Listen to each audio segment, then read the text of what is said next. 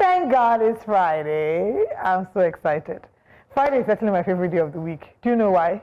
Why? Because Panturakin said, thank God it's Friday. It's already weekend. I'm so excited. It's already weekend. Good morning. Thank you for joining us this morning on Breakfast Central. For the next 3 hours, so many big stories will be looked at. There's been a recent update that we're going to be exploring as well. Not very comfortable information. We're hoping that we can get both sides of the divide to come and share the story here on Breakfast Central. Yeah. I am Olive MOD. Thank you. You know why I'm clapping? Thank you, thank you, guys. No, it's not for you. It's for our esteemed viewers at home. Wow. Yeah. Because they've made a very important decision this morning. They've decided to start their morning the right way. On Breakfast Central. Yeah, so, yeah. Kundus to them. Kundusi. You guys deserve this. I mean, where else would you want to start your day than with us here on Breakfast Central, where we serve you like it's hot. We give you all the information we need, fantastic analysis, and beautiful, handsome, beautiful, smiley faces to start your day. Yeah, I mean, you know, one of my regrets in life is that I can't watch me in person, except on playback. Oh. I can imagine the joy of our viewers at home. Okay. What they are enjoying. It's okay. I can't enjoy it. Only if I photocopy myself. And photocopy, go easy. Go easy. Yeah. It's true. So, okay. Welcome the floor is yours now. Are you guys done? We are done. Yeah. Okay. Welcome to Breakfast Central. It's Friday, and I'm not too excited, and there are reasons why I'm not too excited. Explain. So let me remove my glasses so I can. It's giving Ikeja Clark Kent with your glasses. It's okay. It's okay. It's all right. It's all right. Anyway, it's Friday. What we do usually when we start off the show, we try to loosen up because waking up from the early hours of the day. A friend of mine always said, he thinks it's madness for you to wake up in the morning and the first thing you do is to shout, politics, Nigeria, Nigeria. Are we okay? Exactly. That's why mentally, are we okay? I said, okay, I think I see where it's coming from. So that's why when we start off on Breakfast Central, we take it easy first before we go into... Ease you into the politics. Correct. That's it. As the sun is rising, the politics is also rising. It's coming up. Can I please give a disclaimer? If it's your first time watching the show, they're not always this badly behaved. Today is Friday. Everybody's in high spirits. We're just so excited. I think that I began to understand the importance of Friday when I started working Monday through Friday. When I was a little more flexible and freelance, when people be shouting to GIF, I'm just like, why are you shouting to GIF? You canal folks, you want to go to the clubhouse? Is that why you're excited about Friday? But now, I think that, you know, waking up every day at 4 a.m. to do this, I'm grateful for the opportunity, but then I'm even very excited. And I'm hoping that in celebration of Workers' Day that was yesterday, we can have those policies implemented to better the lives of Nigerians, which is, for example, that we have 4 days a week to work and 3 days for the weekend. Monday to Thursday, work week. That's a proposal. Friday to Sunday, weekend. You will see that the quality and productivity of the Nigerian worker will shoot off the roof.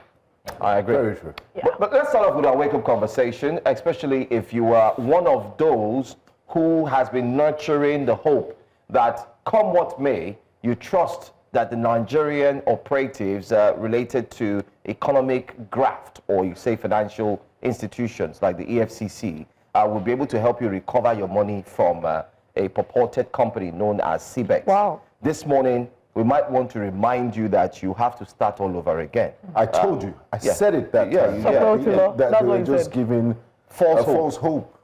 The story is that EFCC has come out to say that, one, CBEX has resumed operations despite the Securities Exchange Commission ban. So CBEX is still looking, and you know I also told you this too. So we're like, you know, we're like victims. Yeah, you both. I mentioned that someone who fell victim had told me and did a video showing that the moment CBEX crashed, in terms of, you know, they moved to another portal and told people to come and invest. This time it's in dollars, and they called it exclusive. And guess what? The gullible Nigerians, in quotes, who are greedy, started migrating there and saying how much. So she said she moved into to see what they were doing. And they said, okay, how much do we drop? They said, oh, you start from XYZ dollars. And so she said, what I heard wasn't that. What I heard was that when they couldn't access their monies, they then created another platform and told them that for you to be able to access your money, you need to be able to pay pay a certain amount so you get a password or a code to be able to access your account. And that, of course, people did that. And that one I would understand, because when people are desperate, they're not thinking. If you've invested your life savings, a little more, and that's the way fraud works. Just a little more doesn't seem like so much to you. A little more multiplied by 100. Yeah, exactly. Just a little 2,000 here, 5,000 here to be able to access my money wouldn't be so bad. But it's really an unfortunate situation. The EFCC has said that CBEX is traced to 4 different countries, and because of the fact that it's international bodies involved, it's a bit difficult. It's most likely impossible to get all the monies back. But I think that one we already knew. How many fraudulent Ponzi schemes have we seen exactly till today? How many have we been able to recover their monies? How many have people gotten their monies back? So I think it goes without saying that it was already almost a done deal. The only thing that we hope, the only way that justice can be said to be gotten from this is, one, to ensure that the perpetrators are brought to book. They may not get all of them, but at least they should get the mastermind behind They pointed out they're looking for 4. They also showed another person, a white person yesterday, that he's wanted for criminal crimes and so on. Yeah, and the second thing they need to do to ensure that there'll be some form of justice is to go on a massive, intense campaign against Ponzi schemes. They mentioned National Orientation Agency needs to help us too. There needs to be a lot of noise, because the truth is, you and I, or the 3 of us here, and some of our audience watching, yes, okay, those ones have the privilege of knowing what these Ponzi schemes are and how to flag off, how to see the red flags. The rural people, the average Nigerians, people are desperate. So we need to go radio, TV, go to the market, have conversations with people and just make as much noise as we can about the telltale signs of a Ponzi scheme, and just encourage Nigerians that, look, if you lose your money, it's not going to come back to you. Anything that promises you money that is too good to be true is most likely too good to be true. Because there's only so much EFCC and Security and Exchange Commission can do to get them. We need to be more proactive. Doing due diligence yourself. So what is Nigeria's national orientation doing? It's something. They have a budget. Gone are those days. I mean, while growing up, I remember so well that when we used to listen to Radio Nigeria, and all that, you would hear a lot of adverts sensitizing you. Public service in Pidgin English, in Hausa, in Yoruba, in Igbo.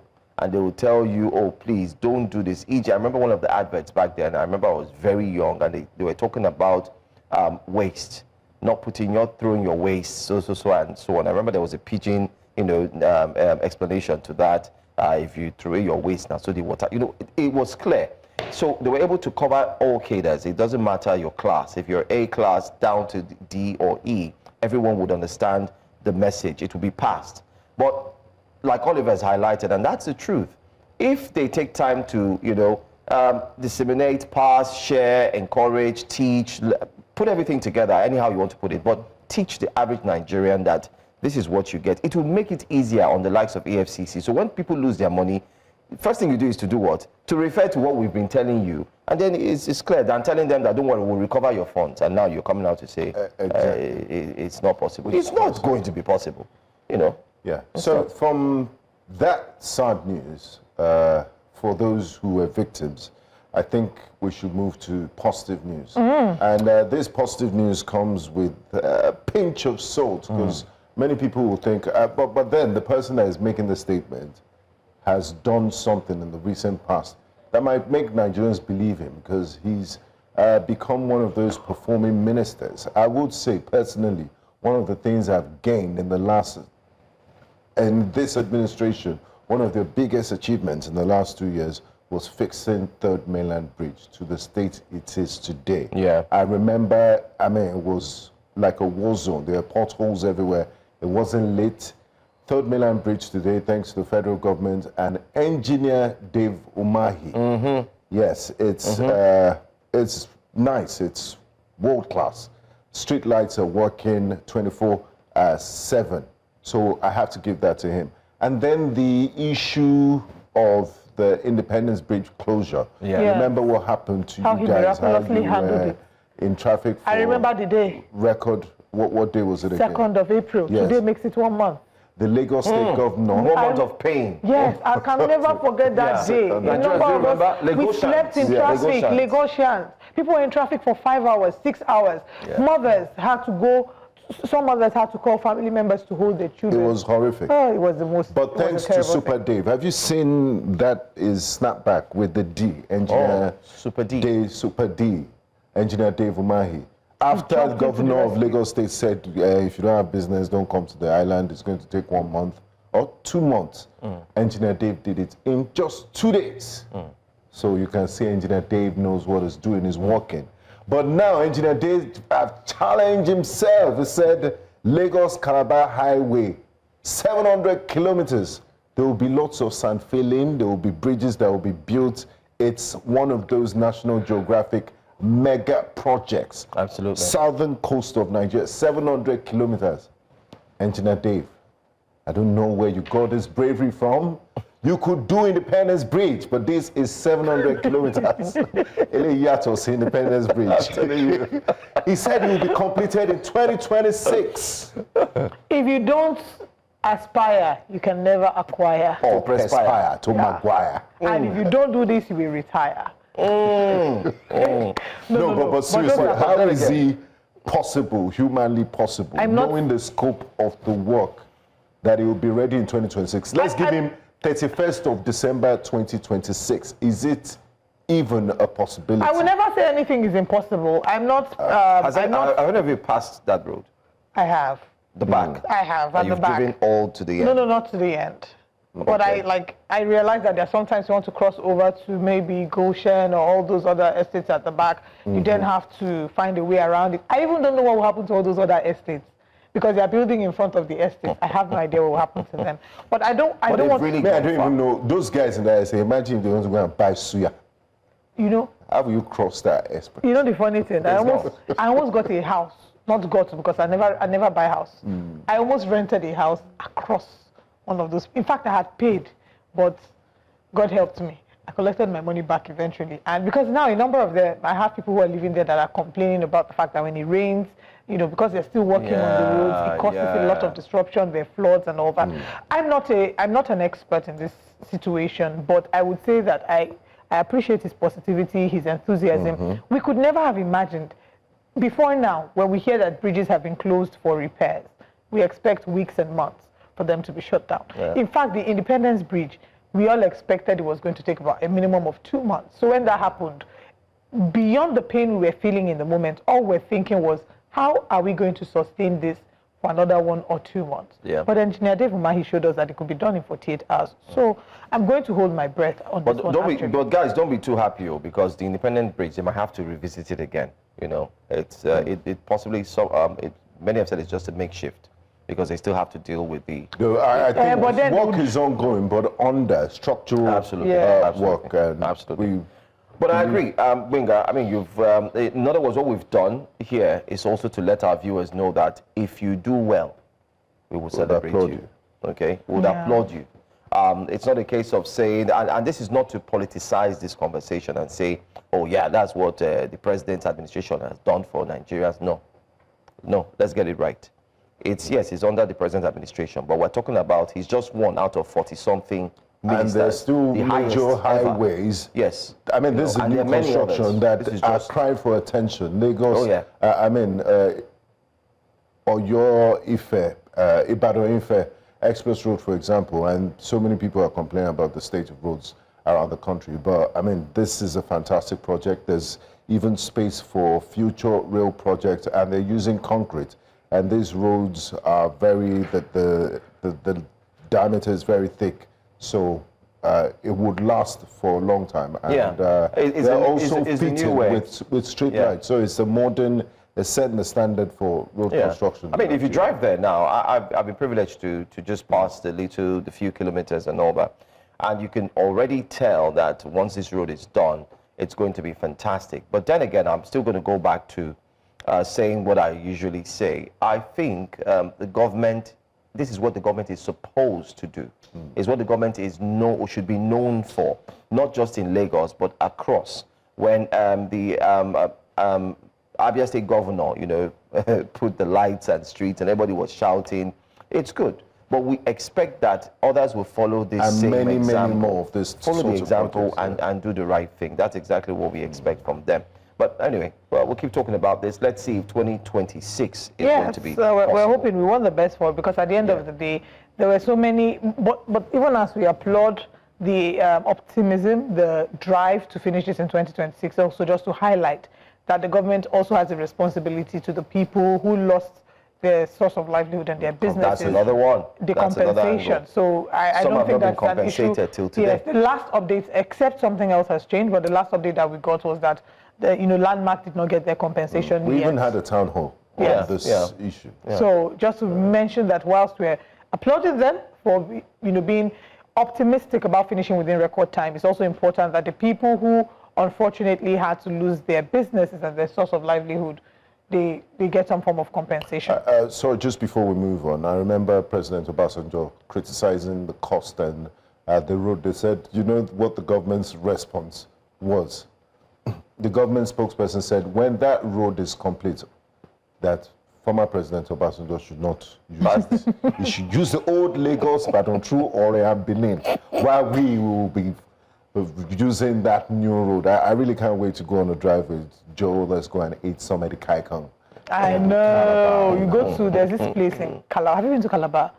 Yes, I have. Okay, there's this place. I've forgotten that place where they go Marina. to have... No, where they go to have palm wine and... By the seaside? No, it's like by the bush. You have palm wine, bushmeat. There's a major one. I'll remember the name before the show ends. Anyway, that's okay. Fine. But someone is in the news, and not for good reasons. It's the son of the president, Seyi Tinubu, who has had accusations leveled against him for interrupting with the activities of the National Association of Nigerian Students. Now, Comrade Issa Atiku Abubakar has alleged that the president's son interrupted with the inauguration, asked the hotel not to allow them use the space. Many strong allegations that the president's son has denied and has refuted. What we've seen now is, interestingly, you will note that there are factions within NANS. One faction seems to be pro the president's son, another faction seems to be against the president's son. Recently, again, video emerged on social media of an accusation being leveled against the son of the president, saying that he attacked, this young man had said that he had attacked him and had that they had beaten him. I don't know if you... I saw some of the videos. Yes, some of the videos. There were very strong allegations there. And just look at that. Beating black and blue, and this is serious, grievous bodily harm. So if we expect the law enforcement agencies to do their due diligence, go in, investigate this matter, and let justice be served, because no one has a right to inflict injury. And pain on another citizen. But it's not our words. We're not the ones saying it here. He's also come out to film a video making these allegations, and here's the video. I met with Seyi and the Minister for Youth. The Minister for Youth, when he saw me, he hugged me in Lagos. We talked, and I was to be offered 100 million naira. But the thing is, it's not all about money. There are things which I stand for. You cannot ask me to begin to promote a president who has not done something for me to say he has done it. If he does something good, I will promote him. We will support him as the president and commander-in-chief. But where he is, you cannot say I should keep quiet. I won't do that. That we couldn't settle. And they felt that I'm being stubborn not to accept money and to come to Lagos without accepting money and going back. So they planned my abduction, and on the 15th, I was abducted. Of April, I was abducted, stripped naked, beaten seriously, in collaboration with the MD of NTA. The MD of NTA, I was packaged to NTA to make involuntary statement that I am no longer, that I have renounced my position as NANS president. I did that to gain my freedom, but immediately I released a press statement that I was forced, it was under duress, and because I was naked, I was beaten. They claimed that they will share the video. That Seyi told them that they can share the video, nothing will happen. And that even if they kill me, he will order, that was the word Ladoja used. It is Ladoja that is telling me this, that he will instruct, yes, he will instruct the Inspector General of Police to cover it up. And if he doesn't do that, he will go. So I now asked, even this morning when somebody was telling me that, you know who Seyi is, I say, yes, Seyi is an ordinary citizen like myself. He's not occupying any official position. I told them yesterday, I made it clear, that even if I'm coming to this hall and I'll be shot, I'll still come to this hall.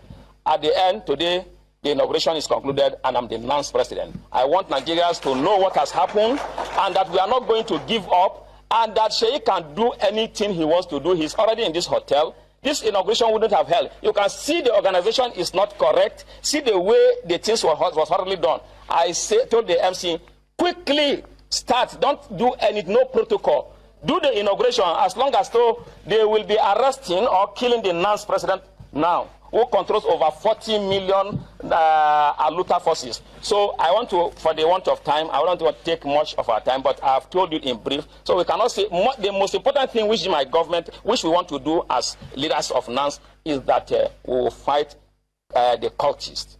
We will take away cultism from NANS, the touts from NANS. Very strong allegations there. Very strong if you watched the full video at some point, you could see how very resolute he was. He said that, that he hopes that law enforcement to do what they need to do, that it be investigated. They should either do what is right or they should terminate his life. Like, that's how resolute and passionate he sounded about the situation. These are very strong allegations that need to be looked into.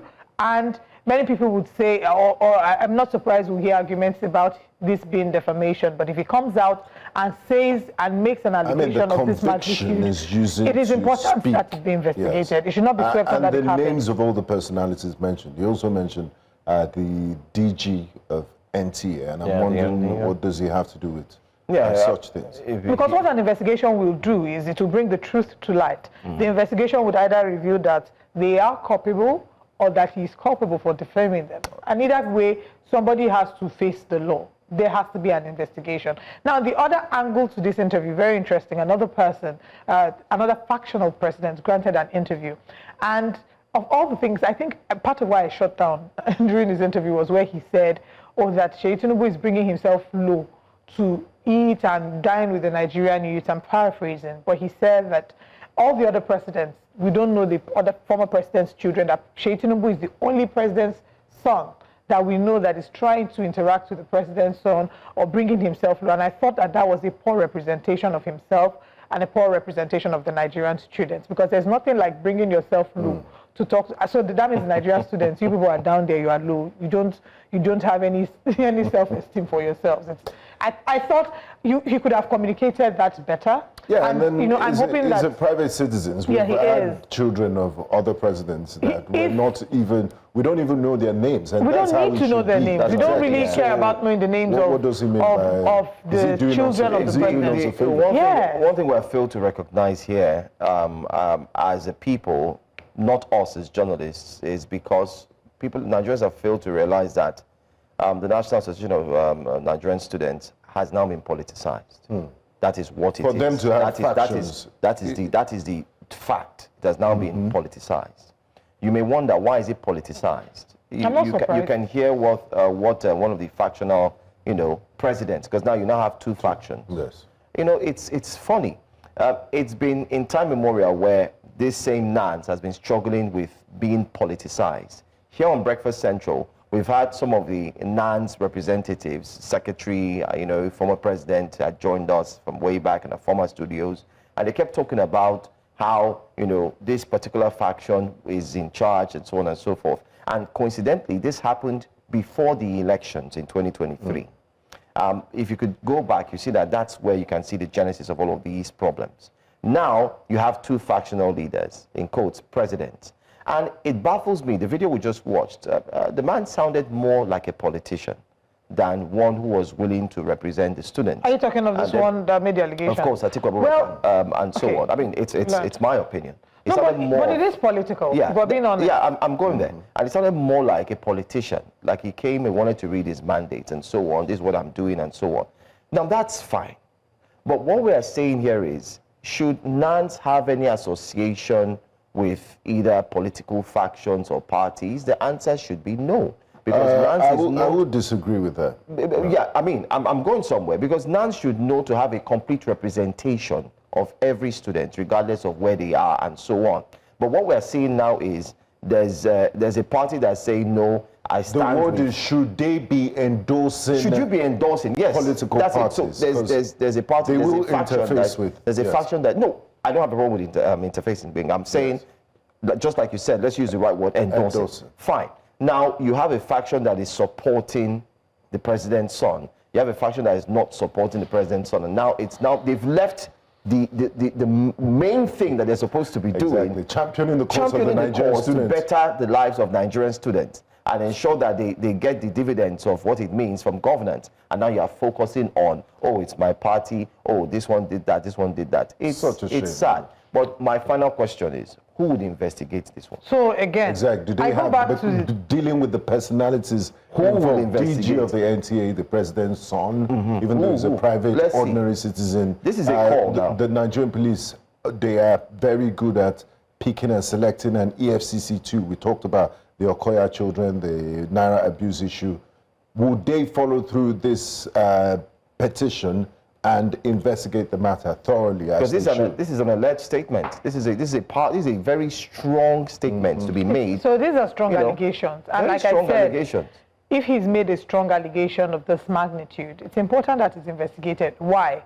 To either vindicate him and ensure that these names he has mentioned be brought to face the law, or to reveal that he's lying and that what he has said is criminal defamation and he needs to face the law. Either way, somebody or some persons need to face the law. There needs to be a proper investigation. Back to the politicizing of NANS. Interestingly, the politics that, in those institutions are a lot more complex than we think. Intense. Very intense. I was a politician in university. And did you win? Yes, I was a governor for 2 tenures, and I was in the Senate for 1 tenure. Your departmental? My whole governor. Okay. Yeah, first, I mean, thankfully, I didn't have to play deep politics because I ran unopposed, right? The first time... You were that good. Well, I worked. So it is what I always say here. I dare anybody to go back in time and go and check my record as governor. At the time that I was there, I did projects that no other governor before me... your final year? No, I was my 3rd year. No other governor before me had done. Right? So what I'm saying is it's highly political. They have a number of people under their influence, a number of students under their influence.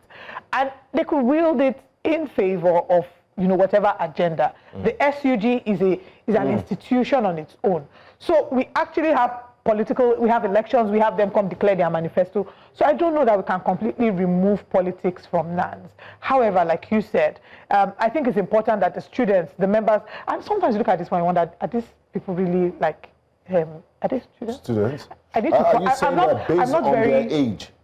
No. Maybe they're doing that. I think PhD students are also allowed to. I need to find out. I'm not very... So maybe they're on their 2nd or 3rd PhD. Yeah, I need to find out the criteria for electing these people into these leadership bodies. But I think that, and I'm hoping that the Nigerian students can see that their responsibility is, one, to build an organization that represents the rights of the Nigerian student. The voice of the Nigerian student can speak and ring loudly and hold the government to account in situations where, for example, they have strike and they're saying that ASU's gone on strike, the federal government has not been able to uphold its end of the deal. Those are the areas we need to see. Exactly. These are the issues because those are the things that affect the Nigerian students. Talking about students, as we wrap up and go straight to our top stories for today, there is a breaking news, by the way. If you recall, just yesterday, the ICPC said they had recovered some funds from NEL Fund. Some funds that they recovered. Student loans, that the monies have been recovered. Well, the breaking news is that they've come out to say that there's no discrepancy with the student loan. In other words, people are saying that they are tracking back that there was no discrepancies with the funds and so on. So it's I guess that's... it's a back and forth. Well, we can always have NEL Fund. Good thing is when the student loan was first disbursed, we had NEL Fund come on the show. We can always rearrange an interview to have some more further clarity in this regard. But that's all we have this morning on Wake Up Conversations. We'll now head to our top stories to share what's happening this morning on the show.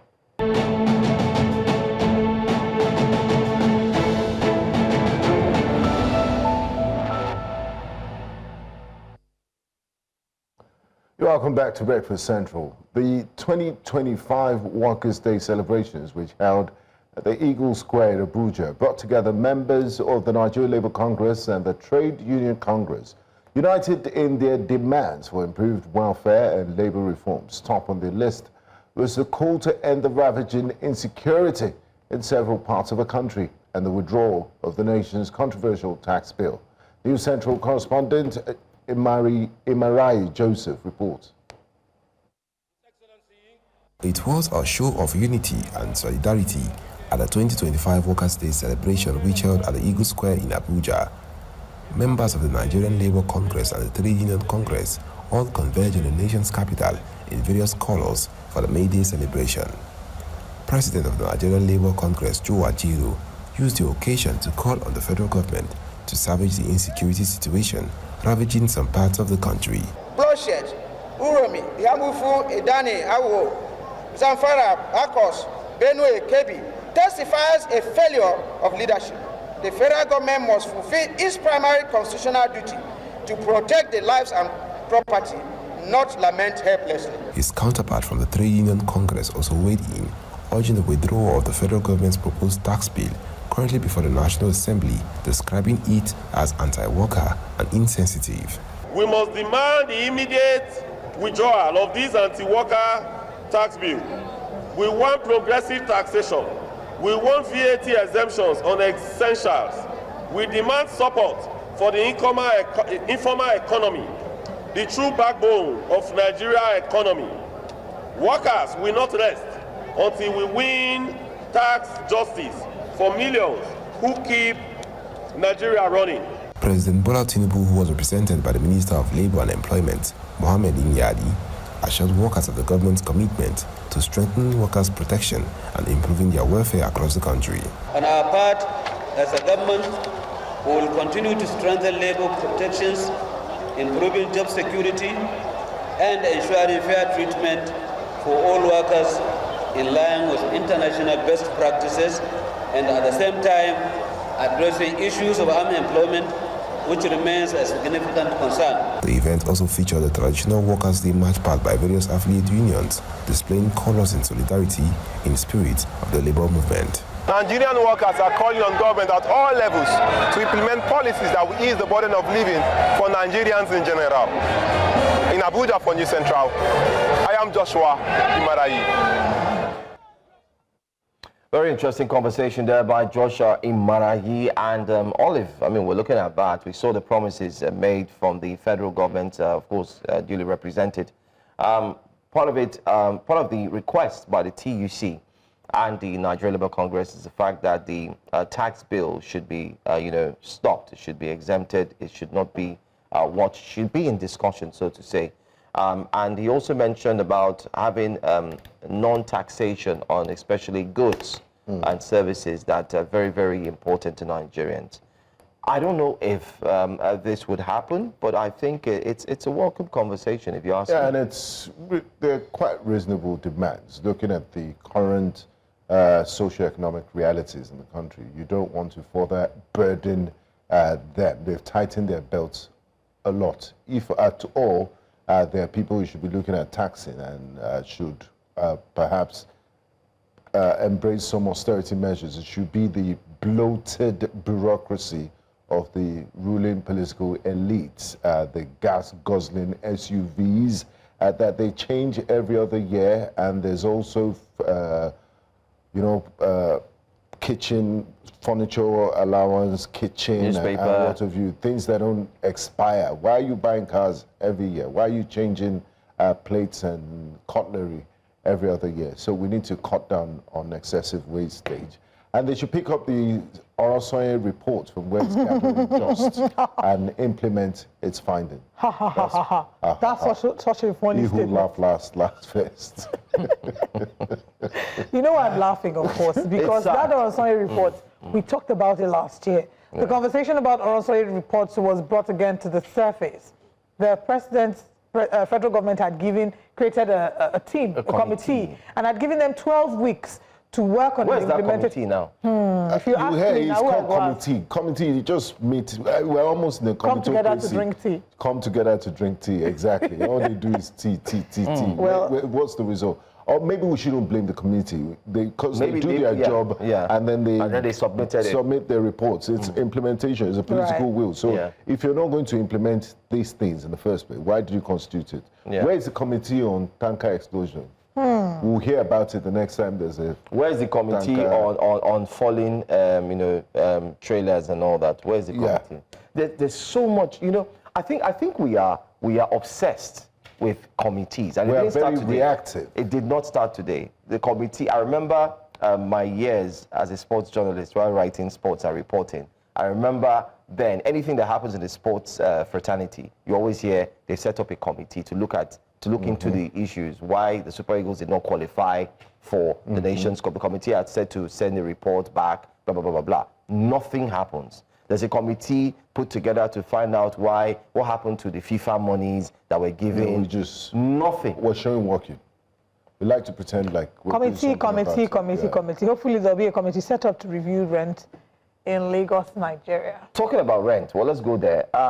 Just a few, I'd say, a few hours back, we did have the Commissioner for Information, Lagos State, join us, talking about Mr. Gbenga Omotosho. He was here live in our studios. Unfortunately, we couldn't bring that interview to you live here on Breakfast Central, but you know what we did? We put a little of it together, and we'd like to bring it to you this morning. Questions were asked about the state's infrastructure, but most importantly, the one bedeviling all Lagosians, which is also affecting you watching us now, the cost of rent, how it's soaring and going higher and higher.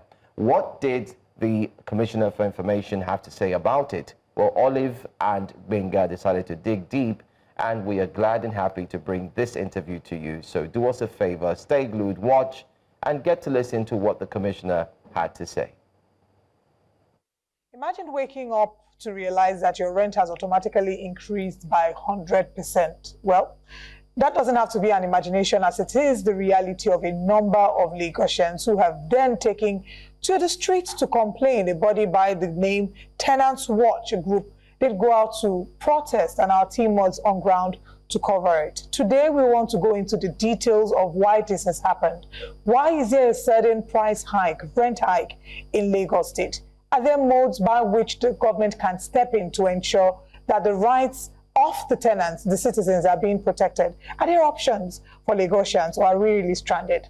This morning, we're joined by the Commissioner of Information. We have the Honorable Commissioner Gbenga Omotosho. Good morning, sir. Thank you very much. Good morning. Thank you for having me, Commissioner. Very great Thank you. sir. Very great to have you, sir.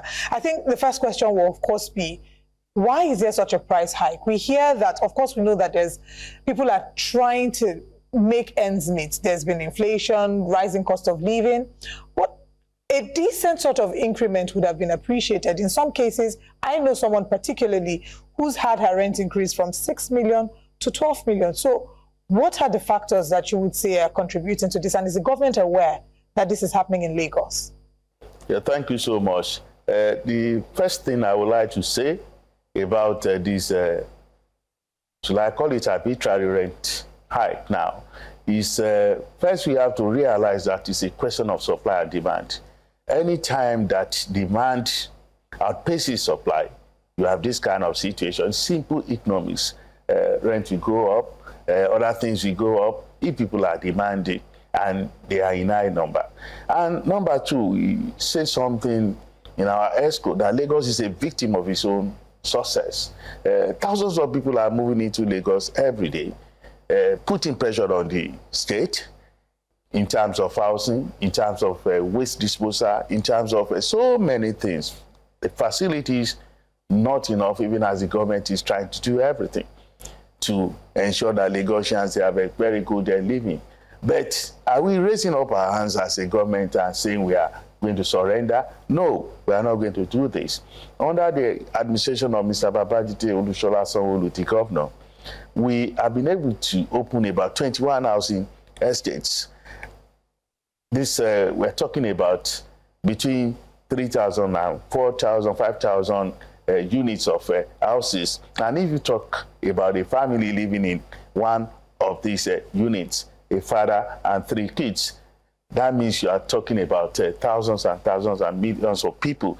But like I said, this cannot be enough because of the pressure of people coming in from West African countries, people coming in from all the states in Nigeria. Everybody seeing Lagos as their Canaan land, a land flowing with milk and honey, where they have to come and realize their dreams. We are happy to accommodate them. The law does not allow us to mount a toll gate at Baja and saying that people should not come in. People are free to stay in Lagos. All they need to do is just to be law-abiding. So for us, Lagos is also a small state. It's about 2.39% of Nigeria and about 3,577 square kilometers. And of this, 25% is water. So the land challenge is also there. So what we are trying to do to protect the tenant and even landlords too, because we don't want a situation that people will say we no longer want to invest in that sector because it's so stifled by regulations and people are not able to have returns on their investment. So what we are trying to do is that there is this tenancy law of 2015, section 37 of it is the one that deals with the particular matter that you are talking about. We have sent an amendment to this law to the House of Assembly. I think we did that about 2 weeks ago at ESCO. It was unanimously passed that it should be taken to the House of Assembly to protect the tenant against arbitrary rent increase. But at the same time, we are being careful not to discourage people from investing in that sector. So all in all, we think we also have to think about our humanity, our common humanity. If you build your house several years ago, you don't have to say that today people have to sweat, to groan, to moan, to be able to pay their rent. I think it's not good enough, even though, I mean, in a city like Lagos, you cannot run away from such matters. Lagos is a city that is growing in terms of population about 15 times faster than the population of Los Angeles, 15 times faster than the population of New York. Right. So it's about 25 billion people. It's still counting. So I'm seeing the section 37 that you made reference to of the Lagos State tenancy laws, talking about increase in rent. It says, determining whether an increase in the rent is reasonable, the court shall issue hearing notice as in Form TL12 to the landlord and shall consider the application on the following grounds. 1, the general level of rents in the locality or a similar locality for comparative analysis. 2, evidence of witnesses of the parties. And 3, any special circumstances relating to the premises in question or any other relevant matter. You say 2 weeks ago you took it to the National Assembly. About two, not National Assembly, the State House of Assembly. Thank you for that. The State House of Assembly. So what sort of corrections or modalities are you seeking to ensure that, you know, this section 37 encourages or protects the rights of the tenants in this situation? Of course, I won't lie to you. Let me just be frank that correction that we are trying to make, the amendment, is all because of the people complaining, grumbling, crying, and saying that there is arbitrariness in the increase of rent. So specifically, we are going there to say, well, landlords do not have the right to increase rents anyhow. And then the question of people asking people to pay 2 years advance in rent, all of that, we want to take the pains away. We want to really protect the vulnerable, the weak. But at the same time, we do not want people to say, well, if I go and invest my money in this sector, maybe borrow money from a bank, then I won't be able to pay back because there are constraints that the law has put here so that I won't be able to make my money back. Because the House of Assembly is here to it will not be nice for me to divulge details of the law. But honestly, Mr. Sanwo-Olu is a compassionate leader. He's somebody who feels that Lagosians should not suffer, and that what God has blessed us with in Lagos, all of us should come together and ensure that nobody feels any pain in a manner that people have to go to the street because rents have been increased arbitrarily. So we are doing something about it. And at the end of the day, what I feel we should do is to continue to boost the supply, to continue to work with the private sector. I just told you there's a program, apart from Lagos, where people can go in there, rent to own, have a mortgage scheme that they can be paying yearly. There's also the work we are doing with the private sector. Recently, we signed an agreement with Access Bank to build about 770 units of houses. More of such agreements are coming. We are building more in Egon. Okay. We are building more in Sangotedo. And Badagry is ready, and there are so many others that are ready that Mr. Governor will open recently. But like I told you, it's a question of demand and supply, and demand will continue to be very tight, to be very big, because Lagos is a city that welcomes everybody. People are coming in from West African countries, people are coming in from states of Nigeria. Even foreigners are coming in also to put pressure on the housing stock. We need about 3 million houses to be able to boost the housing stock that we have to be able to fill the gap. Okay, another conversation with relevant stakeholders, you on the part of the government, the landlords, the agents, the tenants, and then we can review it holistically. We want to say thank you so much for your time with us today. Thank you for having me. All right, this has been, of course, a conversation about rent and the challenges in the housing sector in Lagos. We'll now connect back to Breakfast Central. That's the conversation there had with the Commissioner for Information, Lagos State, Mr. Gbenga Omotosho. Speaking there, most importantly, the Honorable Commissioner there broke it down into bits and pieces. But is it enough to cushion the effects of what Lagosians are facing? And are there laws? Well, let's quickly tell you that the Honorable Commissioner would be joining us later on again on the live broadcast when we have him. We would like to have all those conversations. But in solidarity with your counterparts across Nigeria, let's tell you that workers in Delta State, South Nigeria, observed this year's Workers' Day celebration in Asaba, Delta State capital. This year's Workers' Day theme is reclaiming the civic space in the midst of economic hardship. It provided the Nigeria Labour Congress and Trade Union Congress a chance to lobby for better welfare packages for their members. The occasion featured an array of events that made the day memorable.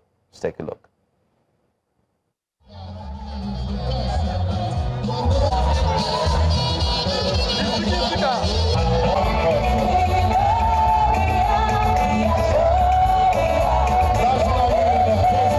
Accommodation in the state capital and across the state generally has become a challenge for workers. Some years back, the junior and middle management quarters, popularly known as junior staff, was built for workers to be able to solve their accommodation challenge. But now, they have almost pursued workers out of the state capital. Some of us are coming from work as far as Akpo, Iseluku, Ila, Ukolu, Ogwashuku, Ibuzo. And it is not as if houses are cheap there. The issue of low-cost houses for workers, let me assure Delta workers that this matter will be looked into seriously by the government, because everything you have said is true. We feel the pain that our workers feel. And this government will not just sit down and watch workers suffer. So the issue of housing will be seriously looked into. The insecurity on the land, the government is doing everything possible to ensure that Delta remain one of the safest places to live in. And I'm glad that as it is today, even with the few shortcomings, Delta State is one of the most peaceful states in this country. We know that insecurity is a national issue, but Delta State is doing whatever it can to keep us safe.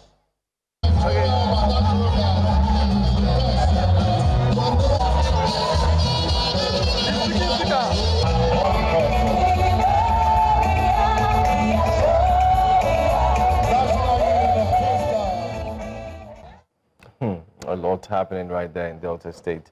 I'm sure Gbenga also has his own thoughts as well concerning that. Yeah, it's interesting to note that it's not just Lagos that is grappling with high rental costs. You saw the civil servants in Delta State complain about their commute from far wide places like Agbo, Ibuzo to the Delta State capital, Asaba, on a daily basis because they can't afford the rent in the state capital. And as always, the government will promise and say they're doing things, but I honestly don't see the sense of urgency.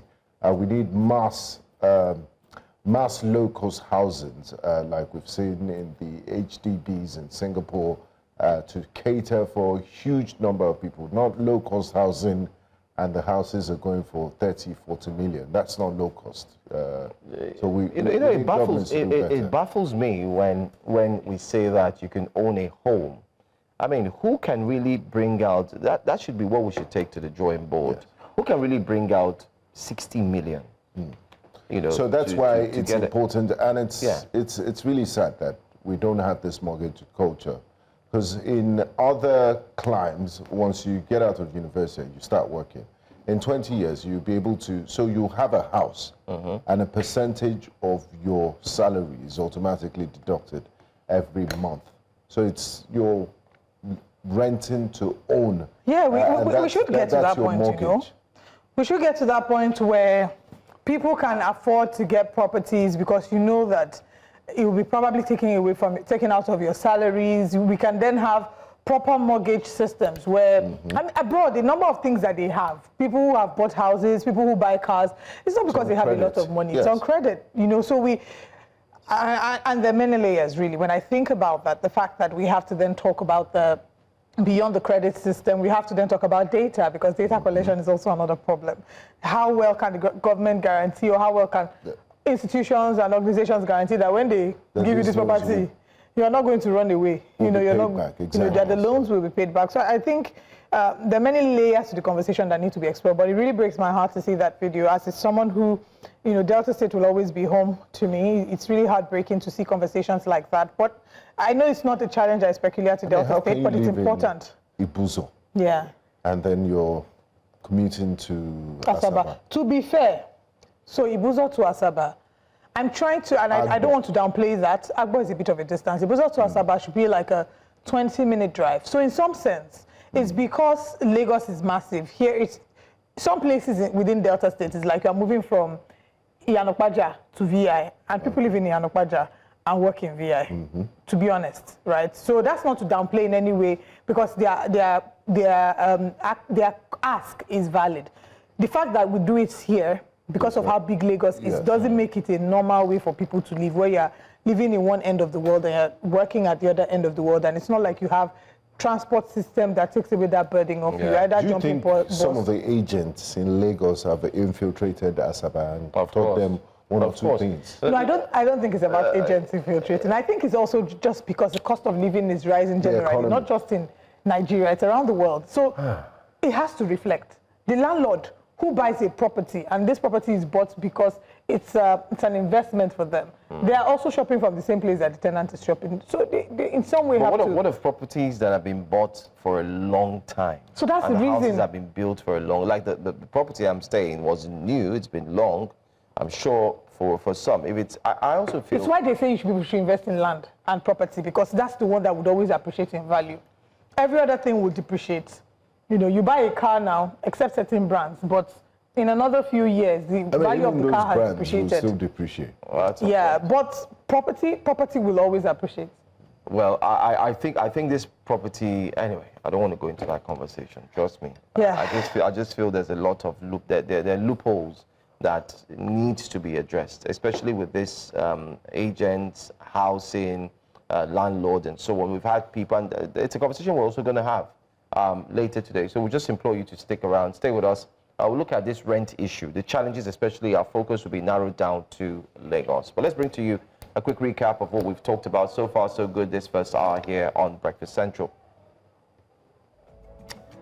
Today on Breakfast Central, so far so good. We spoke, of course, with the Honourable Commissioner of Information, Lagos State, and he spoke deeply on the land and not forgetting the housing issue. Labour demands anti-security tax bill withdrawal. They've said it shouldn't be considered.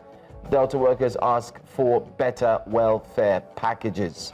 That's another one to look into. But let's bring to you what is coming up next for the second hour stretch. Second hour, we'll be looking at the surge in Lagos rent prices as it sparks concerns. It concerns you as well. You should know all about it.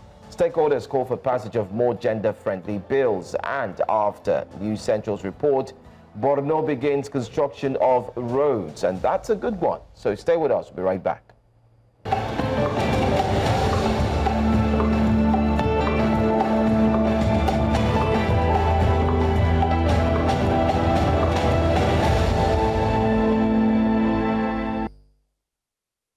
back to Breakfast Central. Last Friday, a group known as Tenants Watch staged a protest in Lagos decrying the rising cost of rent in the state. This demonstration comes in response to a steady increase in rental prices across Lagos since 2022.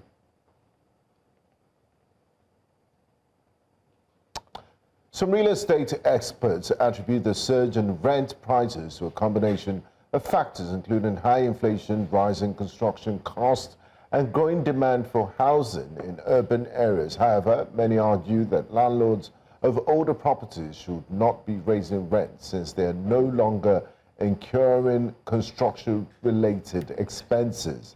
In response to the crisis, the Lagos State government has begun the process of reviewing its tenancy law, focusing on protecting tenants' rights. Joining us this morning to discuss this, Father, is a real estate consultant and founder of Kinchozi Enterprise, Christopher David, as well as legal practitioner Ireoluwa Oguntuase. Good morning, gentlemen. Welcome to the show. Good morning, and thank you for having me. It's great to have you. Good morning. And let me just also mention that we do have another guest who will be joining us, a property lawyer, Samuel Tiamiyu. He'll also be joining us, and when he does, we'll also add him to this conversation. But the focus definitely is on the nagging. I think I want to call it a nagging. It's much more like a bone to the throat situation that we have in Lagos State now, which happens to be the rent issue. You are, an agent. Of course, you have followed these cases using the law. Let me start off first with the agent. I think I was mandated to, when I mentioned that an agent is coming on the program, I got a list of questions. Say, please ask that agent, ask him, ask him, do you people have certificate? Are you certified or anybody? Because everybody is an agent now. They tell you, too bad, come. It's more like you're going to the market somewhere on Broad Street and they're dragging you trouser, shirt, you want to buy. It's like it's a mass market now for everybody. So who are agents when it comes to housing agents? Who are they, and are they certified? Okay, thank you for that question. Basically, agents are people that are recognized by law to carry out the business of real estate. That's rendering services that include but not limited to buying, selling of houses, managing the properties and what have you. Bodies like Nigerian Institution of Asset Surveillance and Valuers, of which I'm a member, but that are bodies that have been operating based on a decree number 25 of 1974 to ensure that there's regulation in the practice of estate surveillance and valuation, because this practice actually cuts across every aspect from agency to sales, building and what have you. So basically, we always implore clients or tenants and what have you to go through registered agents or registered estate surveyors and valuers to guide them through the process of property acquisitions, property rentals, so that they will not fall into scams, fall into fraudulent people and have their fingers burnt. Because most of the challenges we have in this industry is that people, just like what you mentioned earlier on, people want to take the fast route, which eventually leads to them falling into a pit.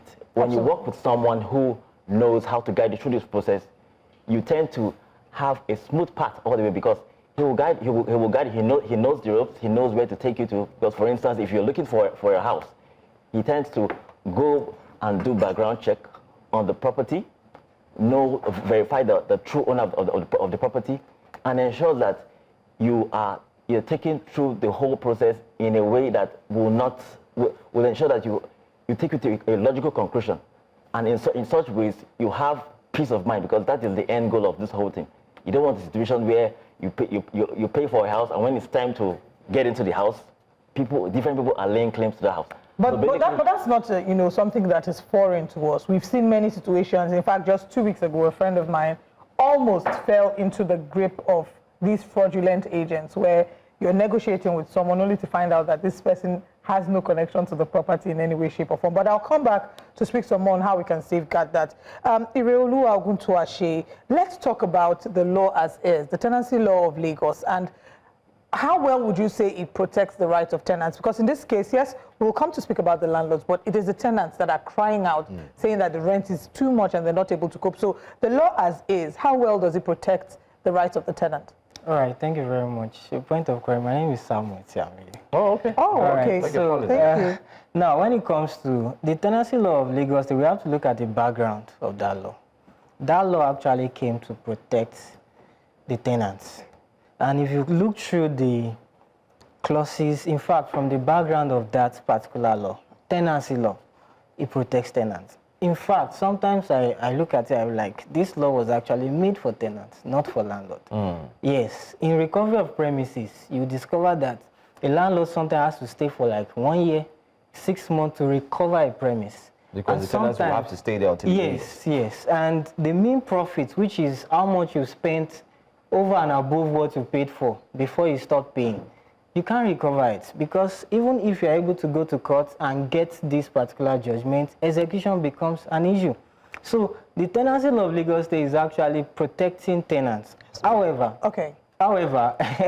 yes, because things are beginning to change, and we are beginning to see that, yes, people are exploiting the law. Like in the case of don't charge 2 years rent, people are beginning to charge, right, and all of that. But and in the issue of hiking prices of rent, yes, these issues are things that the law now needs to come in and say, okay, let's see how we can amend it. But these issues are also not about the law, actually. When you look at it, it's multidimensional. The government, as a stakeholder, needs to do something about it. Houses are not affordable. The fact is, even houses built by government are not affordable. All right. Let's hold the thoughts there. We'll come back to dig deeper into that, because you said that the law leans in favor of the tenants. Unfortunately, tenants don't feel like the law protects them. We have a clip of tenants who went to protest. We're going to break, and when we come back from this break, we'll be sharing with you the clip of these tenants who have gone to protest, and then we'll come back here to have deeper conversations about tenancy in Lagos State. Stay with us. Welcome back to Breakfast Central. We're still looking at the plight of tenants in Lagos State and the rising cost of rent. And this morning we're joined by Christopher David and Samuel Tiamiyu, legal practitioner, Samuel Tiamiyu, and real estate property agent, Christopher David. Thank you so much, gentlemen, for joining us. Before we get into the questioning, before we went on the break, I did mention that there were some tenants who had gone to protest the increase in the cost of rent. So let's take a look at the video, and we'll come back to have more conversations. All right, just to mention that, I mean, before we have that video, our producers will get the video ready shortly. To mention that I was on my way home when I saw these people protesting somewhere in, I think it was in Ikeja. But yeah, we have the video ready now. Let's take a look at it and we'll be right back. To Lagos State House of Assembly, for the House of Assembly and even to the governor's office, that they should just help us arrange this thing very well, because the rate that all these agents are increasing all this house rent, house agreement and commission is getting out of hand. When house is 800,000, agreement and commission must be 40-40, which is 80,000. The commission agreement of 18 had several experiences, you know, to talk about it. It's alarming, it's killing people. Everything is all about government, and individual thing now, the way I see it. So it already happened to me too. I wanted to get an apartment at Jojo Elegba, the apartment 2-bedroom flat with 3 toilets, quite nice. It's going for #1 million. Then the agent in charge told me agreement and commission damages #1 million. Total package of #2 million. That's killing. That is not it at all. It should. When you come to my estate, in our estate, that's where I live. So our own ESCO member invite agents for our estates. They have meeting with them, collaborate with them, calling house owners to increase their rent. Like my owners from 2 million to 3 million naira right now, from 2M to 3 million naira. There's difference between agents and the rector. You understand? It's this agent that we don't want. I know director is an occupation, you are trained for it, and you are certified, and you have your office. But funny enough, most of these guys, now them be director, but now they go they employ agents, make them they help them, they do nonsense. So it's the agents we don't want. We don't want agents. And those are Nigerians, Lagosians in particular, protesting the increase in the price of rent. You heard their cries. Christopher David, what do you have to say? As the representative of agents on this panel. Okay, well, I don't think it's fair to blame the weatherman for giving a weather forecast. We are just mirroring the storm. Now, I'm not saying that they are not exceptional cases where we just heard someone say they collabo with the landlords or what have you. Escrow, sorry, that's the word. Yeah, so basically, any realtor, what is onions and who knows how the economy works, knows that this is a function or this is an interplay of economics playing out demand and supply. And basically, just like the tenancy law states, you cannot increase something within that is not in tandem with what they're going with in the place. So when the tenancy law have provisions whereby you don't just arbitrarily increase rent unreasonably. In fact, there should be a good timing. For instance, I mean, there are properties that I handle whereby we don't just act as intermediaries, we act as consultants, we advise. Because, okay, landlords could call and say, see what other people are charging and all that. But we give different angles to it. You're like, okay, is this commensurate with what the person is earning? Because, yes, there's inflation. I think the last time I checked it was around 37%. Inflation is going up, but our incomes commensurate with that. So these are the things that we need to look at. Because it's easy to join the bandwagon. I mean, someone will just wake up and be like, that Mr. Lagbaja increases his rent, let me do same. Now, have you looked at factors like, okay, how is the tenant coping? Can he really pay it? Is it sustainable? Because I usually say that almost everybody can pay the first rent. I can run to my uncle and cry, he give me the first rent. How about subsequent rents? Subsequent rents will now start telling you how Mongo Park crossed Niger. I mean, coming up with stories and all that. So these are things we need to look at. But again, to answer your question, I don't think it's fair to say, okay, the agents, just single out agents, so that they are the cause of this. There are so many factors that come into play. Lagos is a place where people troop in, there's an influx of people. There's an exploding population. People come in every day looking for greener pastures and what have you. And the housing supply is not keeping up with the exploding population. So when demand outstrips supply, economics play out. So except the government intervenes in this situation by investing in infrastructure, in outside city centers, places like Badagry, Ikorodu, and what have you, and then also incentivize them developers that are building affordable housing. Because people say, yes, it's like a paradox. People say building is coming up, but why are the rents not going down? I usually say that these buildings are coming up, but the target is the upper middle class and the luxury market. We are building, yes, but are we building affordably? I don't think the answer is yes. Why? Is it not marketable? I've seen there's a gap in and the type of apartments we build. You hardly see studio apartments or one bedrooms. It's always luxury, 3-bedroom, lofts, maisonettes, and all of that. Why are developers not looking into that area, mass market? Okay. They don't like fighting and begging people for rent? Yes. Or it's too small. In fact, it takes a longer year to recoup. Yeah, right. like I just said, they are building. For instance, there's a development going on. I'm even marketing it, or we are marketing it. It consists of studio apartments, mini flats, and what have you, even on the mainland and on the mainland. So really, but the question is it affordable enough for the guy that earns 200,000 in a month? Can you give us a price range of what you're looking at now for like the mini flat? Okay, like the mini flat is going for 60 million. Okay. Yes. Outright sale. Yes, outright sale. And then if you want to rent, how much would that? How can you break it down to rent? Okay, if you want to rent, if you want to rent, normally in real estate investment, you peg from the investor standpoint, you want to peg your return on investment based on 5 to 10%. So if you're buying a property for 60 million, you are looking at collecting 3 to 6 million. So if you want to work with that average 4.5 million, so I'm going to comfortably put the rent at 3 to 4.5 million because when I was that's a mini flat. And that's supposed to be low. Yes, because it's I think the way we are going, we might end up sleeping in tent in this. The way it's going, we have to be careful. Wow. That's why. The question is this sustainable? So there should be an alignment in urban planning, private sector incentives, and government partnership. Because, like my colleague said, even the government houses are not affordable. They're not. affordable. I mean, they're not, to be honest. If we're going to say it as it is, we're going to say it point blank, they are not affordable. I think the last time we had proper low-cost housing was That was low-cost. That is spot on. That is pretty much it. And some persons will argue with you and tell you because the cost of cement and this thing was cheaper then, therefore you cannot. But then again, let's see what another colleague of yours, I mean, learned colleague, we have two of them here already who's joining us.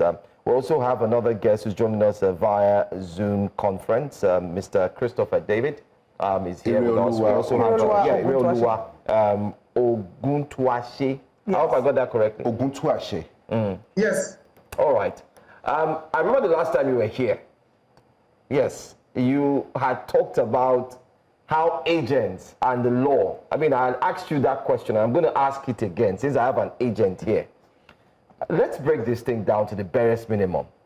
Can the 10%, when you rent a house, they tell you to pay 10% agency fee, 10%, you know, what's that? 10% agency fee, 10% agreement, caution. Is there a way this 10% can come down? Okay, that's a very good question. Thank you for having me. Well, like I said earlier, when I appeared on your TV station, I said, number one, it's all a matter of conscience, and number two is a matter of regulation. So I'm going to pick the regulation first. And thank God that my learned friend, a lawyer, is also in the studio. Our profession, the legal profession, is well regulated, even with respect to our scale of charges. Now, we have a legal remuneration order that was enacted, legal remuneration law rather, enacted on the 16th of May, 2023. And this particular law was enacted pursuant to Section 15 of the Legal Practitioners Act. I'm just trying to give a basis or foundation. Now, if we look at, and there are several scales, you know, in this legal remuneration law. If as a lawyer, you want to, you get a brief for a client with respect to litigation. If you draft agreement for a client, you know, there is a minimum, there is a maximum basis. So on that basis, if, for example, I have a client now, and I want to charge the client above the legal remuneration law, the client can draw my attention to it if the client is well informed. So that is a space that is well regulated. We need to understand something. A lot of people go into the agency business without not necessarily having the professional wherewithal. They just think that, okay, people can do agents. If I know one or two people, I help them to find houses. But, you know, this is where the challenge comes from. I think, in my opinion, that it is a sector that should be professionalized, and it is a sector that is well regulated. Anything that is not regulated is subject to abuse, and that is why we're having these issues. Now, if I'm an agent, for example, and I see that my sector is not regulated, I see that I can charge as I like. Of course, I'm going to exploit people, and I'm going to leverage on that. So it is basically an issue of regulation that we're facing. As far as conscience is concerned, of course, conscience is subjective. People would also think that I want to feed, this is what I used to feed, let me try as much as possible to leverage on it and to accumulate substantial revenue from it as much as possible. So I think these are the two issues that we're having. If that agent, you know, agency as a profession, I don't know whether they have a trade union, I think they should. But I also think that there should be a law regulating them, the way we have a law regulating the way lawyers charge, even to the SANs, even to the SAN. Thank God that my learned friend is in the studio. My learned friend will tell you that there is a law that regulates us and that regulates the way we charge. Now, we can charge within that particular range. Without that, I can tell you that it is most unlikely that we find a solution to this problem. That's on one hand. On the other hand, we have the tenancy law of Lagos State. Now, if possibly the agents, there is no law regulating them generally as far as their profession is concerned, because I know that there are some estate managers that studied estate management in school, and I would think that this is the profession that directly deal with someone being an agent, at least part of it. So I would also think that they should have a law in that regard. I don't know what regulates people coming into that particular profession such that they will come under that particular law. But again, what I'm saying is that assuming there is not even a law that regulates that particular profession, then why can't the tenancy law also be amended to include the agency fee, to include the legal agreement, to include commission? Because anything that is not regulated, like I said earlier, is subject to abuse. So I've made 2 points now. Number one is for the agents to be regulated by law under their profession or trade union. Number two is for generally the tenancy law of Lagos State or any extant regulation or any relevant legislation to also regulate them to the extent that this should also be interpreted as part of what the tenant face before they get an accommodation. Well, I think in other words, you've also, Benga Olive, he's also passed it over to him. Yes. But I guess he was, when he joined earlier, he had broken that they have an organization. Yeah, as well. But I want to, he mentioned something very poignant, and I want to talk to Mr. Christopher here about it. He mentioned conscience, and we often hear that a clear conscience fears no accusation. Please, where does conscience come to play in your business? And is it that, because he's insinuating that, you know, you guys are regulated and there's nobody that checks you guys, so prices can be arbitrary. Are there landlords that really have conscience or the fear of God when they're, or agents rather, because some have come to believe that the landlords are not acting independently? Do you guys have a strong influences from the advices of agents, not agents like you, because I believe you're very fair in your dealings, some other types of agents? Okay, well, when it comes to conscience, I would say it's relative, because you just mentioned that, okay, some agents, you classified it, so to speak. Because, okay, for someone that is a professional who knows that he's operating under the auspices of a body, Nigerian Institute of Ethics Affairs and Valuers, so to speak, in this scenario, you know that professionally, if you go beyond the line, you can be called to order. You'll be sanctioned. Then they are coming to the issue of conscience. There are situations that arise that will bring one to look at certain factors. You look at someone's, you look at where someone is coming from. Someone says, okay, or you look at someone's antecedents. In a case where you've already given the person a house, and the person, Nigeria happens, like we say, to the person, and you look at the fact that, okay, the person has a track record of, prompt payments and what have you. So, based on that ground, you could push it to the landlord that, I mean, this is a good person. This is just a situation. He's just going through a temporary phase. I mean, leave this person to see how things would rebound, and let's see how things pan out. So, in such situations, you could look at things from a human standpoint, because we all have blood. About the arbitrary increments. She has a friend that when the 100% increase, double in a year.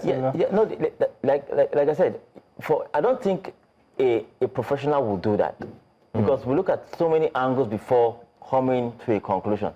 You wouldn't just say, okay, because everybody is increasing. I've had discussions with, in fact, there was a client of mine that called me, said, Chris, do you see what's happening? I mean, in my estate, 7 million, they've increased to 15 million. Can you imagine? Wow. I was not, and that's an agent of darkness. Yes, I asked him, no, it's actually a landlord. I handle some properties. I asked him, I said, okay, how many people would pay that? And even if they pay, how sustainable would that be? Right. Because at the end of the day, we just create chaos. It's chaos. It's chaos, because in the long run, this thing, it will bounce back, because when you push someone to the wall, the only option he has is to turn back. So that is why we tell people to, just like in building, people don't want to consult professionals. They go to a Babake area, and at the end of the day, we'll see building collapse. When it comes to looking for houses, consult a professional. It will not cost you an arm or a leg. He knows the right house to take you to and what have you. And when it comes to things like this, he won't just say, okay, other people have increased their rental. That's why I'm giving you this letter. No, he knows that. Okay, he knows the situation of the economy. He knows that housing is not even just. In fact, I think a few weeks ago or months ago, there was PiggyVest did a survey on top 10 things in Nigeria. But housing, interestingly, housing even came a distant fifth. Food was first.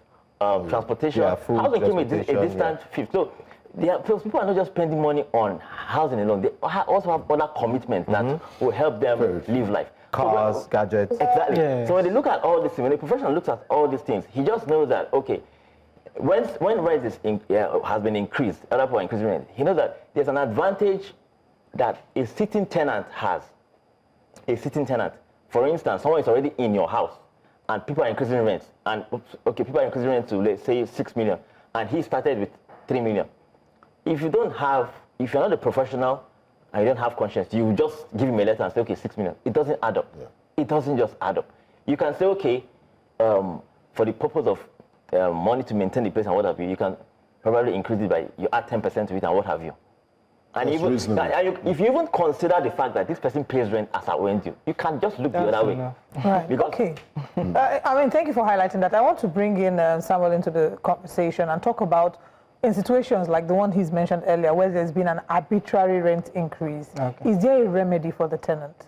Yes, very well. Section 37 of the Tenancy Law of Lagos State gives the tenants the right to sue the landlord. And of course, when the case is in court, the court will consider 3 things. Number 1, the court will consider whether that rent is chargeable within that area. But the challenge I have with that is most times when landlords want to increase, they increase together at the same time. Because you know that Baba Chukwudi has increased his own. Oh, his house, my own is even better than his own. So let me also increase. Which is happening now. Which is happening now in Lagos State. So everybody is saying, oh, rent is increasing, so let me increase mine. Without any basis, most times, right? Now, the second thing is witnesses. Okay, let's look at, okay, how much do you charge around this area? Come and witness for both parties. And lastly... So you can't be living in Ikeja and call a witness from Ibafo? No, you can't. Of course, it's not. Come on. No, just to understand. Of course, it's not. And then the last thing, which is the third thing, is the fact that what have you done in the house in the last 1 year? In terms of... To improve that building. Okay. Right? So as a landlord, the landlord. You're the landlord now, so you want to increase rent. Right, you're asking me to pay 12 million. I was paying 6 million, like the case you mentioned. What have you done to increase the value of the house, right? Have you put in certain other facilities? You understand? That will make me feel like, oh, I'm getting more value for this increment. We know that naturally inflation is jacking it up, right? And because the landlord will also take the same money, naira, to the market to buy things. And if we cannot use it to buy substantial things, he will look at, no, I have to fall back to the tenants. Okay. I want Ireoluwa Oguntuase to as well speak on this, the remedies for the tenant. He's referenced Section 37 of the Tenancy Laws of Lagos State. And in speaking about this as well, he's also talked about how you can sue the landlord. Is that a practice that we see often? And how does it usually turn out from the experience? Practical? The experience that you have? Thanks so much. I think you've made it in plain terms by asking the question, is it a practice that we see often? You know, I've appeared in court several times and I've not seen a situation whereby tenants are coming to say that possibly, or tenants would engage a lawyer to say that possibly they want to file an action against the landlord for unreasonable increase in rent. What the tenants usually do in most circumstances is to leave it to God and find an alternative accommodation. You know, that's based. In fact, if as a lawyer, you're trying to advise them that there's a provision in the tenancy law that permits you possibly to go to court, they will say there is no need. That there is no need, that they will find an alternative accommodation. Possibly they will relocate to a less developed place. Why though? But I think one of the solutions that the government can do in the wake of all this imbroglio is, why can't, in the amendment of tenancy law, why can't the government give a schedule? And when I say a schedule, it's like an extra layer addition by giving range of rent. For example, in Ikosiketu to, let's say, Ketu Alapere, the minimum amount is this, the maximum amount is this. I know that these are things that government can do. So that's why I call regulations on one hand and policies on the other hand.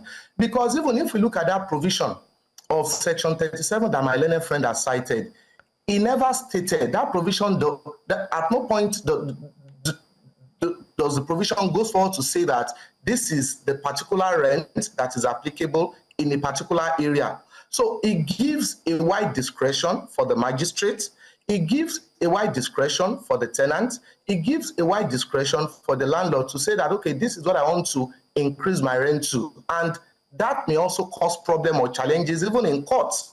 So what I'm saying, or what I'm proposing in essence, is that if we can have a schedule to the tenancy law in Lagos State that can say that for every locality, for example, you can't compare the rent in Ketu to Victoria Island. So if you decide to go and live in Victoria Island, there are some basic conventional knowledge of how the rent will be. It should be contained in the tenancy law. From this is the minimum, this is the maximum. Taking a look at inflation and everything. I think if this is done, it will be very easy to apply Section 37 of the tenancy law. I mean, I'm going to thank you very much for highlighting that, but also just to add that I was speaking with a friend outside Nigeria. Her landlord had just arbitrarily increased her rent, and she was able to challenge it because she said you are only allowed to, there was a policy that said that you could only increase to a certain percentage, highly dependent on inflation. So when they did the math, the landlord reduced the rent. This is outside Nigeria. But you mentioned here that when you counsel clients that this is your right in Section 37, they don't often take that option. They will instead leave it to God and look for another option. Why is that? Is it that they have no faith in the legal system to be able to protect them? Or what would you think are the reasons that make them not want to pursue their rights? Thank you. Now, I'm going to make reference to Section 4 of the tenancy law and Section 44 of the tenancy law. With respect to Section 4 of the tenancy law, it tends to regulate situations whereby, the rent you can pay, for a sitting tenant, and also if someone is coming in. Section 44 of the tenancy law is to the extent that you cannot forcefully eject a tenant. Now, the reason I'm making reference to these sections is because this section criminalizes the conduct of possibly under Section 4, a landlord for a sitting tenant, for a 1 month tenant rather, getting rent of more than 6 months, and for a new tenant that is just coming in, getting rent of more than 1 year. Now, there are instances, in fact, with respect to Section 44, there was an instance whereby my client was forcefully ejected. And this particular Section 44, particularly subsection 3, criminalizes a situation of forceful ejection. And I personally wrote a petition. And I told the police that they should investigate the petition in favor of my client, given the fact that Section 44 criminalizes what the landlord has done. But the police told me point blank that this is a landlord-tenant matter, they cannot investigate it. Wow. So now, the issue I'm trying to bring out in this situation is that there are some enforcement agency, middlemen, that are supposed to enforce the provision of the tenancy law for and on behalf of the tenants. If the tenancy law criminalizes an action, I cannot institute a criminal action myself. I will have to institute it for, the police will have to institute it pursuant to the petition that I will write to them or the complaint the tenant will make to them. But imagine a situation whereby the police that are supposed to be gatekeepers of all these laws are refusing to enforce it, based on the fact that it is a mere landlord-tenant. I brought the tenancy law to them. I showed them that this thing is criminalized, but they said it's a mere landlord-tenancy. So what would I do? So what I'm saying in that instance, based on the question that you asked, is that I wouldn't know whether it's a matter of sensitization, proper orientation to the law enforcement agency, proper orientation for the tenant, proper orientation for the landlord, and even proper orientation for the judicial system, so that everybody will know that notwithstanding the fact that a matter is prima facie civil in nature, if there is a law that is specific that has criminalized that particular conduct, in which on the surface level it is civil, or there is a law that has made a specific regulation on how that thing should be done, I think all the enforcement gatekeepers should be able to ensure that that thing is done. And that's the problem we're having with Section 37.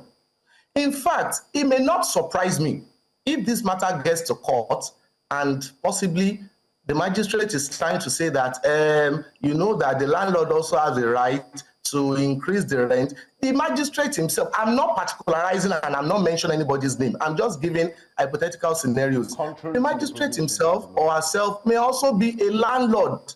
And the magistrate himself or herself would also be thinking that if this thing happens to me, how am I going to handle it? Will it be that the tenant will be commanding me in my house to reduce the rent? So those are the things we need to put into proper perspective. And that's why I suggested earlier that when we have this section 37 is too omnibus, it's too general, it's too, in fact, I think there may be ambiguity in it if it is not specifically stated. In Ekosiketu, this is the minimum rent, this is the maximum rent. In VI, this is the minimum rent, this is the maximum rent. In Ikoyi, if we don't do that, I don't think there will be a solution. If we do that price control that you're suggesting, the concern is what happens when the price of cement increases, when there's a general increment in the cost of the building materials, and the landlords cannot incur loss. They have to make profit as well. So that might be an argument that they'll put forward. And how do we intend to navigate that? Okay, it's also a very good question that you've asked. Now, in the law, in the amendment that I'm proposing, I'm not saying that that particular price control regulation should be static. I think it should also, the government or the House of Assembly should also be able to include that possibly this thing will be looked into or amended possibly every year, possibly every 2 years, depending on emerging inflation, depending on increase in relative materials that are used in building. So everything should be put into proper perspective. But I don't think that, I don't think that cement increases like that. I don't know the price of cement now, possibly the way the landlord are increasing rent, they are making it seem as if the price of cement on the 3rd of January, for instance, would have increased on the 4th of January. So I think all these things should be put into proper perspective before arriving at a conclusion. But I think that the landlord are unnecessarily leveraging on that to unjustifiably increasing the rent. Okay, all right, let's come back. Let's see, we have very short time left for this conversation, but let's try our best to make our comments very brief so that we can get answers to some of the key questions negotiants are asking. I'm going to run through some of the questions quickly. Let me start with the agents. Number one, is there a way, one of the questions asked is the agents. We have too many agents now. How do we differentiate between the agent who is legal and the one who is illegal? And are there any ways to prosecute agents who go ahead and support the collection of 2 years' rent? That's the question, because when a landlord asks for 2 years, the agents are supposed to tell him, oh no, you can't do that. It's against the law. But the agents are saying, let's go, don't worry, because they also want to have their own court. I thank you. Very, very, very, very good question. Okay, for the first one, we need to have ethical landlords and informed tenants. Now, you are in the first place. If someone is ill, the natural instinct is to go to the doctor. Okay. So if someone is looking, if a client is looking for a property, he goes to an agent, or a big name, so to speak.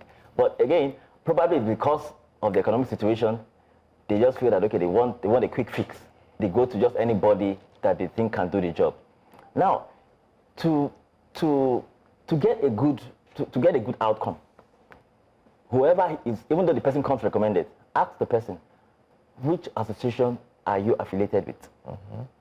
And it shouldn't just stop there. You should verify. You should verify. If someone says, okay, I'm a member of the Nigerian Institute of Estate Surveyors and Valuers, or in a legal scenario, I'm a member of MBA, let him verify. There should be like a badge or something to that effect. It should be verifiable. Because if it's not verifiable, then it's at your own risk. Like they usually say, cars parked at your own risk. So it has to be verifiable, so that you know that from the get-go, you know the person you're working with. Yes. Okay. Now, any sense of how do we deal with agents who support the 2-year, rent collection? That is why I talked about informed tenants. Okay. In the sense that under the tenancy law, it is only Ikoyi, VI, and Apapa that are entitled to collect, more than 2 years, because those areas are deemed highbrow areas. The people there are 1% of the 1%. Of course, they have deep pockets. These are the money and water people. You get so basically, when someone is informed about that, and someone in Lekki or Ikeja is charging 2 years, he draws your attention to that. Now, this place doesn't fall under the jurisdiction or purview of those that should collect 2 years' rent. When you're quoting from the law, you're quoting from a vantage point. You're quoting from an informed perspective. So basically, people have to be knowledgeable about it to know that, okay, they can navigate this terrain without hitch. So that's pretty much it. I want to come to you, Samuel. Samuel, we had Mr. Oguntuase answering Olive's question about the sense of hopelessness. As we're speaking now, the Lagos State government, we had the opportunity of speaking to the Honorable Commissioner of Information and Strategy, and he said they've sent proposals to the Lagos State Assembly to review the tenancy laws to protect tenants. So we're waiting for the outcome of that. But following Mr. Oguntuase's answer, and tenants that say, you know what, don't forget about taking the landlord to case, we leave it to God. I mean, this shows a sense of hopelessness. So is there any hope in these laws that they are reviewing, or it's just an exercise in futility? Because even the law enforcement, the police, don't even know that they have a duty to prosecute this case. They think, oh, it's a landlord and tenant type of issue. So are we just, it's a civil matter, are we just wasting our time here? Thank you very much. I wanted to say that when he made that comment, the fact is, it's not just about laws. Nigerians are so used to how can we go faster than the law. So I don't believe in the review, in as much as it may cover some ground, right? I don't believe it to bring, yes, I don't believe in it, because in as much as, okay, in the sense of a schedule, let's put rent, you can't charge more than this. There are luxury. You can't, there are certain things that I'll put in my house, it may cost more. You know, the cost of building, it may be the same 2-bedroom, but the cost of completion of that building may be different. And when tenants see, they know that this is value for money. Taste. Right? Aesthetics and all yeah, that. so and another thing is the fact that how do you enforce all of these things? The reviews and all that. The major issue, we are not addressing it. The major issue is about these stakeholders. Number one, the government. Provide affordable housing. See, the laws will always go faster than the law. That's what will always happen. Now, if you provide affordable housing, people are able to access this. Currently, the renewed hope houses at Ibejileki, that's towards Ekpe. Yes. The outskirts of Lagos. Outskirts. Currently, it's 40 million naira for 2-bedroom. So you pay 40 million and then you come from renewed hope. So, and then you want, the person who paid, even though there are mortgage plans, the person who paid 40 million naira over a period of time, you want him to charge peanuts, right? Now, you are not providing affordable housing. Now, other agents, the agents too, you are not supposed to charge more than 10%. The law is there. Lagos State Real Estate Regulatory Authority is there. Scale of charges. 10%. So if you charge more than that, we have some, especially on the mainland. Sometimes when I hear those charges, I'm like, where are these people coming from? Because they look at the fact that, oh, the rent is low, it's 300,000. So let me just charge almost 150. In fact, they won't even put it at percentage. They will just say it's 150,000. It's 100,000 agency and commission. They will lump it and say everything is 150. You're like, where are all these charges coming from? Now, the tenants that are paying it, we have a class of people that are coming up. The Yahoo boys. Yes. Now, when you get to an area and you have a lot of Yahoo boys in that area, the rents will go up. Like easily, because they come and then you tell them This is where we need the 50 million step up. EFCC is also affecting rent. You know, when they arrest these guys, you're correct. You're correct, because when they arrest these guys for not doing your duties properly, Nigerians it has its negatives as well. You know, everybody is just trying to raise it. All the stakeholders. For me, I don't think it's just the agent or the land. Everybody is involved. The landlord too feels that, okay, if I increase it and somebody comes to pay for it, that's the new rent. Market value is fixed. So everybody begins to charge that same rate. You will see it across board. Go and check all the stakeholders. But it starts with the government. Yes. If they provide affordable housing, or at least put some incentives. Okay, if you are building this affordable, we'll give you so tax break and all of. Okay, you want to build, like what he said, to build all the building approvals. The last time I was asking the Commissioner for Physical Planning, okay, all these things, yeah. You're talking about charges. Papa Nkechi, that does not have so much money. How can he build and with all these charges? Physical planning, this and that. In fact, there are too many things, and I just want to come, because we just got information now, one of our producers, who's house hunting now, says he has an experience. I know you probably saw my facial expression. He has an experience where the agent is asking 30% agency, 30% legal, if I heard correctly. Wow. So how do we circumvent this? Because the truth is, almost feels like you either take it or you move on. Is that maybe should there be a website or something where we can really? Most likely that should be on the mainland. Yes. Can you confirm that it's on the mainland? It's on the mainland. That should be on the mainland, because the best use. It's hard to find 30% on the island. It's 10%, like you just said. 10%, 5% in some cases. Sometimes it's negotiable. When you just see that, oh, this person is a good person, pay. And then they add tax. Is that the new thing now? Okay, withholding tax.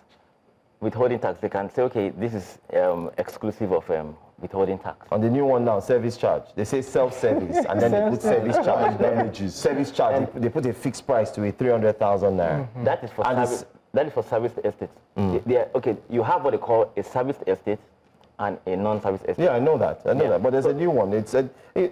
Maybe is there a way the agents can sit? I don't know. Do you guys? Why am I? I've agreed to rent your house. Why am I paying agreement fee? When I buy something at the market, do I pay agreement fee to collect? Well, that one you have to for the lawyer. The only thing is that some lawyers, so at the end of the day, is it your money? No, that one you can't do away with. I know you want to defend your constituency. The agreements are very good, because sometimes you see that it's binding, right? Yeah, it's binding. Yeah. Those clauses are very good for you, so that you can at least protect yourself. What did you really do? It's not a piece of paper. No, it's not a piece of paper. In some cases, you begin to see some landlords. Questions, because it's part of the questions. Why are they collecting? Some landlords begin to trample on your rights. You understand? But if you already have a binding agreement between you, apart from what the tenancy law says, right? The tenancy law cannot cover everything, but when you begin to see those clauses, it helps. And also, the fact is, these things are negotiable. On the island, some people pay 5%, depending on the rent. You understand? But it shouldn't be more than 10%. Yes. Now, sometimes, I know you have a comment to make, but like I said, let's try and see how we can make it brief. Sometimes, where I stay, I've spent money renovating. Leakages here and there, you spend money, do all of that. You even inform the landlord that these are the things I've done. You have a before and after picture. But the landlord still comes back and says, oh, the rent is going up.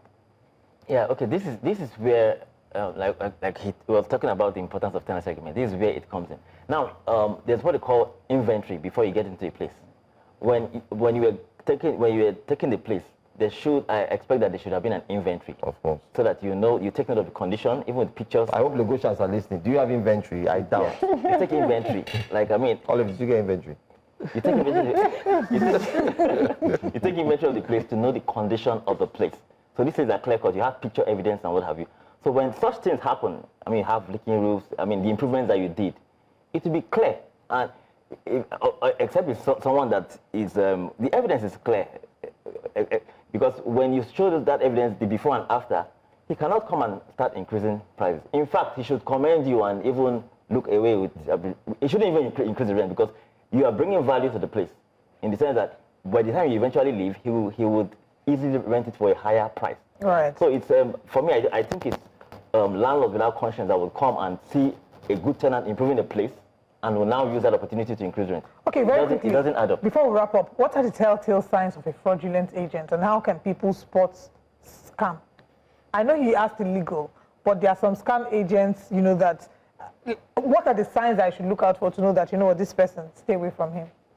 Okay, like I said earlier on, first and foremost, you should ask if the person is affiliated with an organization. We have the Lagos State Estate Agents Association, you have the Nigerian Institution of Estate Operators and Valuers. Then you should have, the agent should have, I think you should have. If they say yes. Then the proof, show me your ID card, show me a proof. Okay. Something that is verifiable. And most often than not, these days, you can verify things online. Okay. So if he answers and he is reluctant to show you proof and what have you, then those are some telltale signs. Then he should have an office. Although post-COVID, people started, using co-working spaces and even their homes. But he should have a place, a regular place that he can you can meet, a business place where you can where you can meet with the person. And if the person is if there's pressure to like close that someone else will soon pay and all that, that's another sign. because as a realtor, that is what is onions, you're just meant to guide. You show the person the place, and in fact you tell him everything, you make him feel free or her that okay, this is the place, and this, you educate him about what, in fact, the things that you should look out for. I mean, the condition of the place, whether it has potable water, constant light, accessibility, and what have you. When you see someone who is looking at, it's not just about my commission, but it's looking about, is this person getting a value for what I'm giving to him? I mean, those things are the hallmarks of a professional. But when you see someone who just comes, you tell him, okay, when are they doing this? I just pay first. All right. All right, I think that's important, very important points there. And I think tenants should also make sure they go and do their due diligence, speak to the people, the tenants there to confirm, because that's how my friend found out that it was a scam. Ireoluwa Oguntuase, final thoughts in 30 seconds. What can we do? Where do we go from here? Is there hope for negotiations and high rent? And the government is watching. What should they do? Okay, I think all have been said. I appreciate the speakers in the studio. I think the number one thing, like they rightly said, is that the government needs to be more involved in this. But unfortunately, the population in Lagos State is skyrocketing. So it's going to be very, very high task for the government to be more involved. And I also think that for the landlords, like I've said before, let conscience regulate you. I don't think there are instances whereby people need to increase rent. I don't think there are those instances. If there is no need, you don't need to increase. Most importantly, I think for tenants, they should watch out for rent review clause in their tenancy agreement, or they should have an agreement. The rent review clause is a clause in a tenancy agreement that would indicate ab initio, the time the landlord can increase the rent and the percentage for such increase in rent. So that if you have that agreement from the beginning, it may be difficult for the landlord to now come and say that, okay, I want to arbitrarily increase this rent. Thank you. All right, great, nice one. Any hope for us, or we are going to pay through our noses? Yeah, for me, I think the government should look at the economy holistically. So, if the prices of things are still going high, we are more likely to have high rents also. And also the issue of agents, the Lasera needs to step up, right? Let's have all these people registered. The laws are there. You are supposed to be registered. If you are not registered, it is illegal, right? The laws are there. Let's enforce them. Of course, they may not have enough people to do this enforcement, but let's start enforcement, and then we'll see changes in all these arbitrary agency fees. Thank you very much for that. Government should go beyond policy documents to enforcement and implementation. I mean, it should go beyond lip service, because building houses, like I said, is not enough, but building affordable houses is what it is. And how do we go about that? Invest in infrastructure outside city centers, incentivize those that are really committed to scale up or deliver affordable housing. Then, I mean, you should release funds, make earmark allocations for affordable housing. Because as much as people are building, they are just, the target audience is the luxury market and the upper middle class. The guy that is earning 500,000 per month, it's not. It's not there. It's not part of that. It's not part of that class. So you should be going to Ekpe now. I mean, and there should be single digits. There should be proper mortgage system of single digits. I mean, I think my colleague was telling me on our way here that, I mean, I don't know if it's confirmed or not that NHF is now doing 12%. It used to be 6%. Yeah. So it used to be 6. I don't know about now. So if it's 12%, I mean, that's to show that that's to show that they are trying to align with inflation and what have you.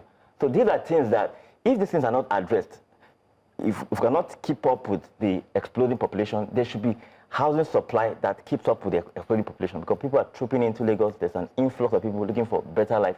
So if these things are not curtailed, or rather, if these things are not matched up with housing supply, then affordable housing will remain elusive. In Lagos. Yes, because I don't Okay, think because the our guy- conversation- I don't think the guys in Zamfara are going through this. No, I don't They have their own battles that they're dealing with. We are dealing with our own here.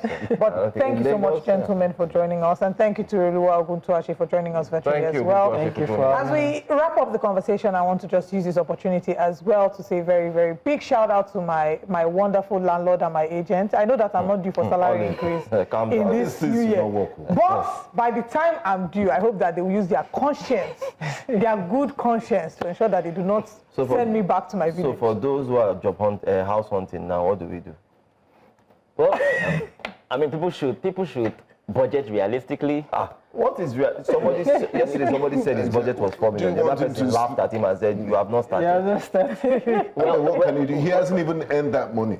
And he hasn't earned it. Well, I mean, for me, I just think at the end of the day, like they say, cut your coat according to your cloth, not your size at this point. Yes. I mean, I think there are still places. So you mean he should go to Face me, Ibejuleki? People come to Lagos from away. So you are saying Or Engineer Dave Umahi said Lagos Calabar will be ready in 2026. Okay, so you can be living in Calabar long and distance. working in Lagos. You don't have to go all the way to Calabar.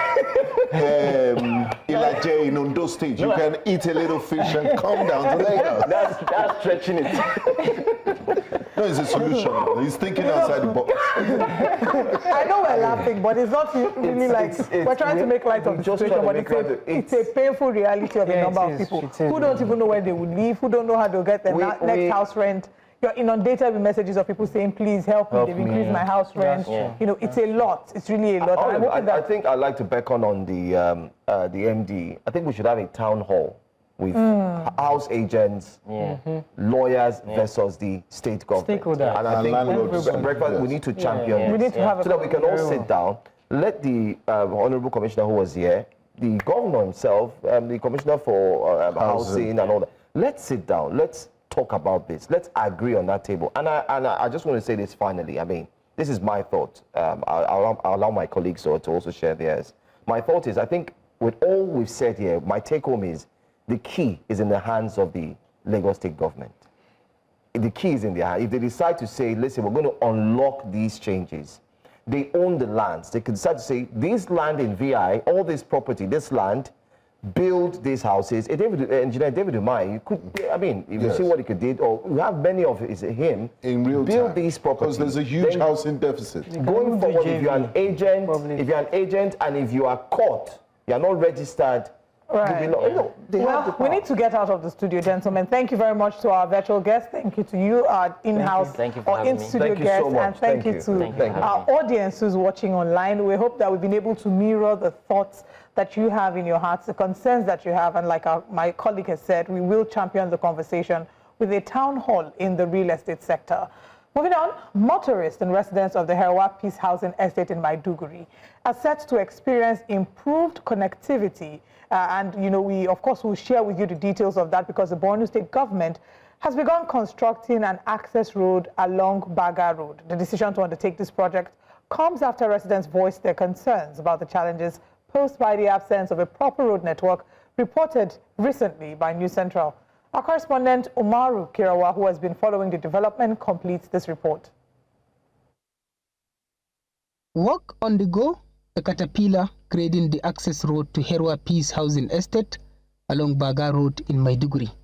I could remember, was it last year or last 2 years, something like that, News Central was here.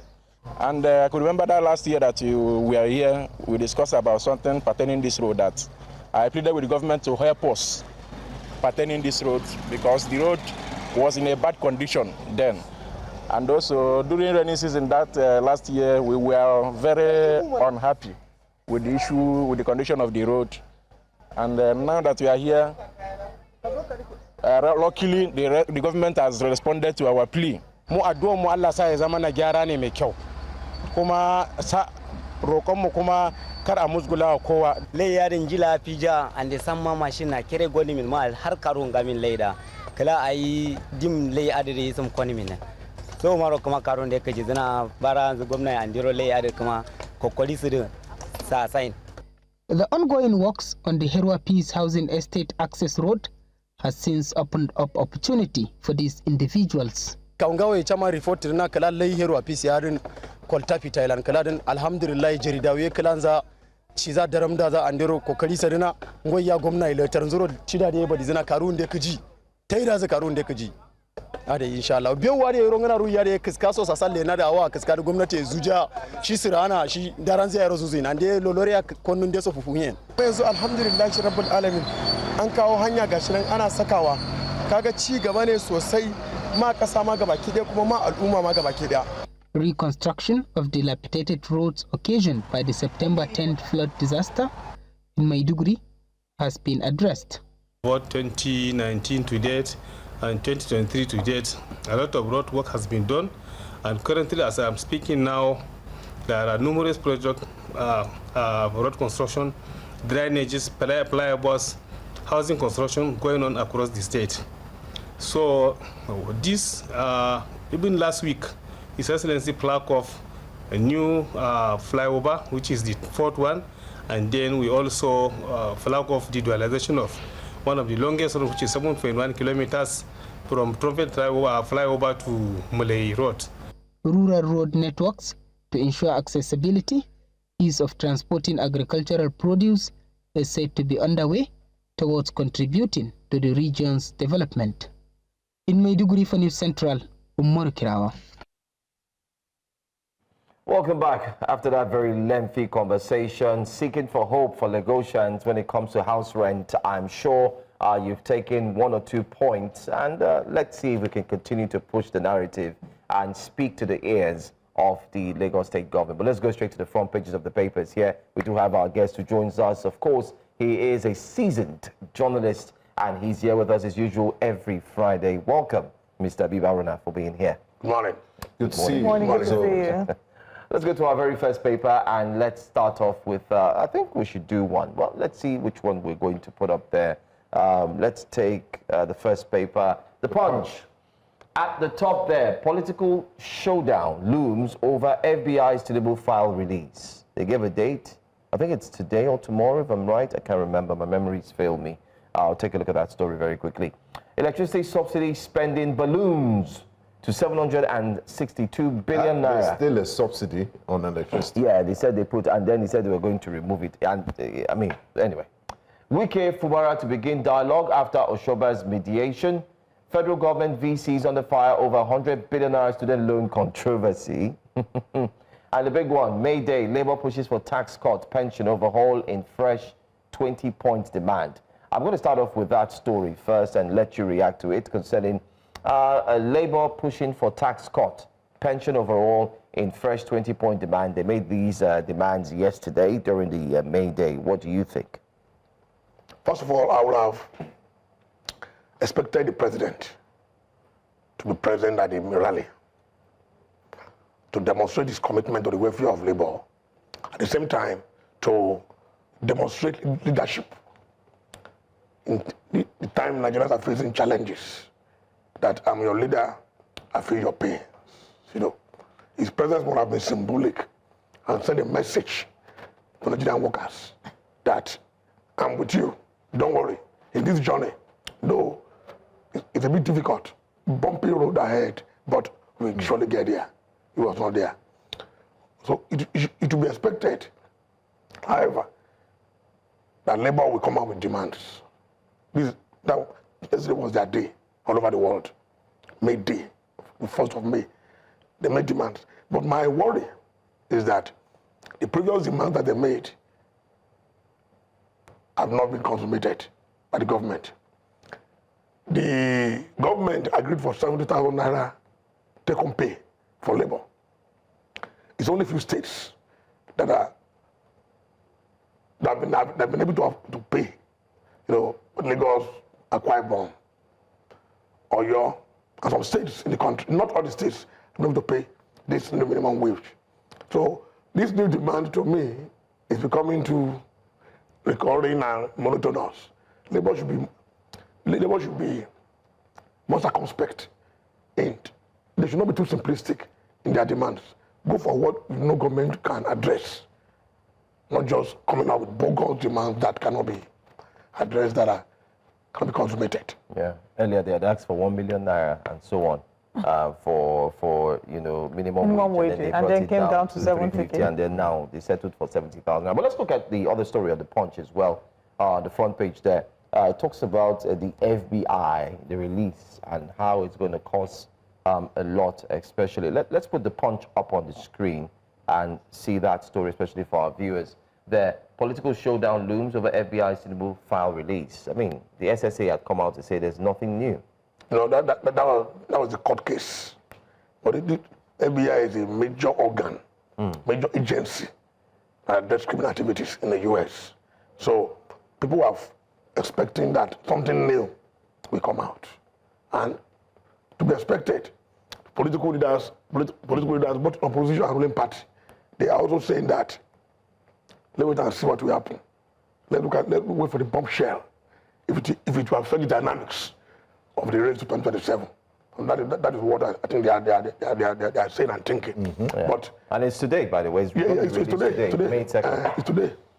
So we wait. I guess we wait and see. Like the SA said, there's nothing new. But this is FBI. So let's see what happens. See, something will be new in this. And it's the onus is on the ruling party and the apparatchik and the opposition.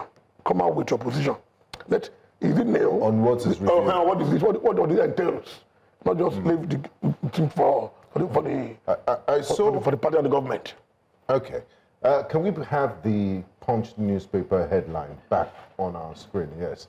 I saw the story that's just hidden there, but it's a very, very important story, one that is very avoidable. And if this happens in any other crimes, there will be probe and an inquiry will be instituted to find out the root cause, because we can't just overlook it as normalcy. These are avoidable deaths. 73 human beings, 73 killed, 393 injured in Lagos-Ibadan expressway crashes in 3 months. What is the cause of this? This is a huge number. In just 3 months, the road has been fixed. It's pretty good. Is it a design flaw? Is it drinking and driving? Is it overspeeding? We can't see this sort of headline and just move on. Overlook it. People die all the time. Let's move on. Why is this happening? Why do you think this is happening, and what needs to be done? That's a fine question. And that's the role the media should be playing, absolutely. You see, I was born and bred in Ibadan. And people like us go to Ibadan almost once in a month. If I don't go to Ibadan once in a month, then there's a problem. You have to eat the amala. Absolutely. Not only amala, the way of life, the environment, everything is super as compared to Lagos. So it's almost like a break. Yes, absolutely. Retreat. And when I'm retiring, when I'm 65, we're based in Ibadan. No question about that. From Enugu State. But Ibadan is a place that you need to stay, to be. And that's why the place is thriving now. And luckily for them, they're having successive good governors. Successive good governors. So infrastructure, super. Social life, fantastic. Safety too. Safety too, yes. Safety too. Maybe I should go and rent accommodation in Ibadan. It's not hard because it's central in Ibadan. The road is becoming, I won't say victim, of its own success. Yes, success. Before now, when they were facing the road, we have less accidents. But ironically, they face the road, no matter how you drive, it's 1 hour to Ibadan. And if you are a fast driver, like people like us, 45, 50 minutes, you're in Ibadan. Fine, fantastic road, And security is good on that road because that is a major access. With the business for the West Africa. Yes. So that's what we're saying. And we need to praise the FRSC people, officials. They're always on their beats, doing a good job. There's no way it won't happen. It's happening all over the world, my brother. So it's a fast lane. So people will drive. It's for us to show focus, as we're doing now, put more focus on it. The police and FRSA should do more in curtailing the excesses of drivers who are drunk and who drive recklessly. So I think it's okay. Good work in marketing Ibadan. Joe is really good. After our rental conversation, he's considering it. News Central Bodija correspondent Joe Hansen.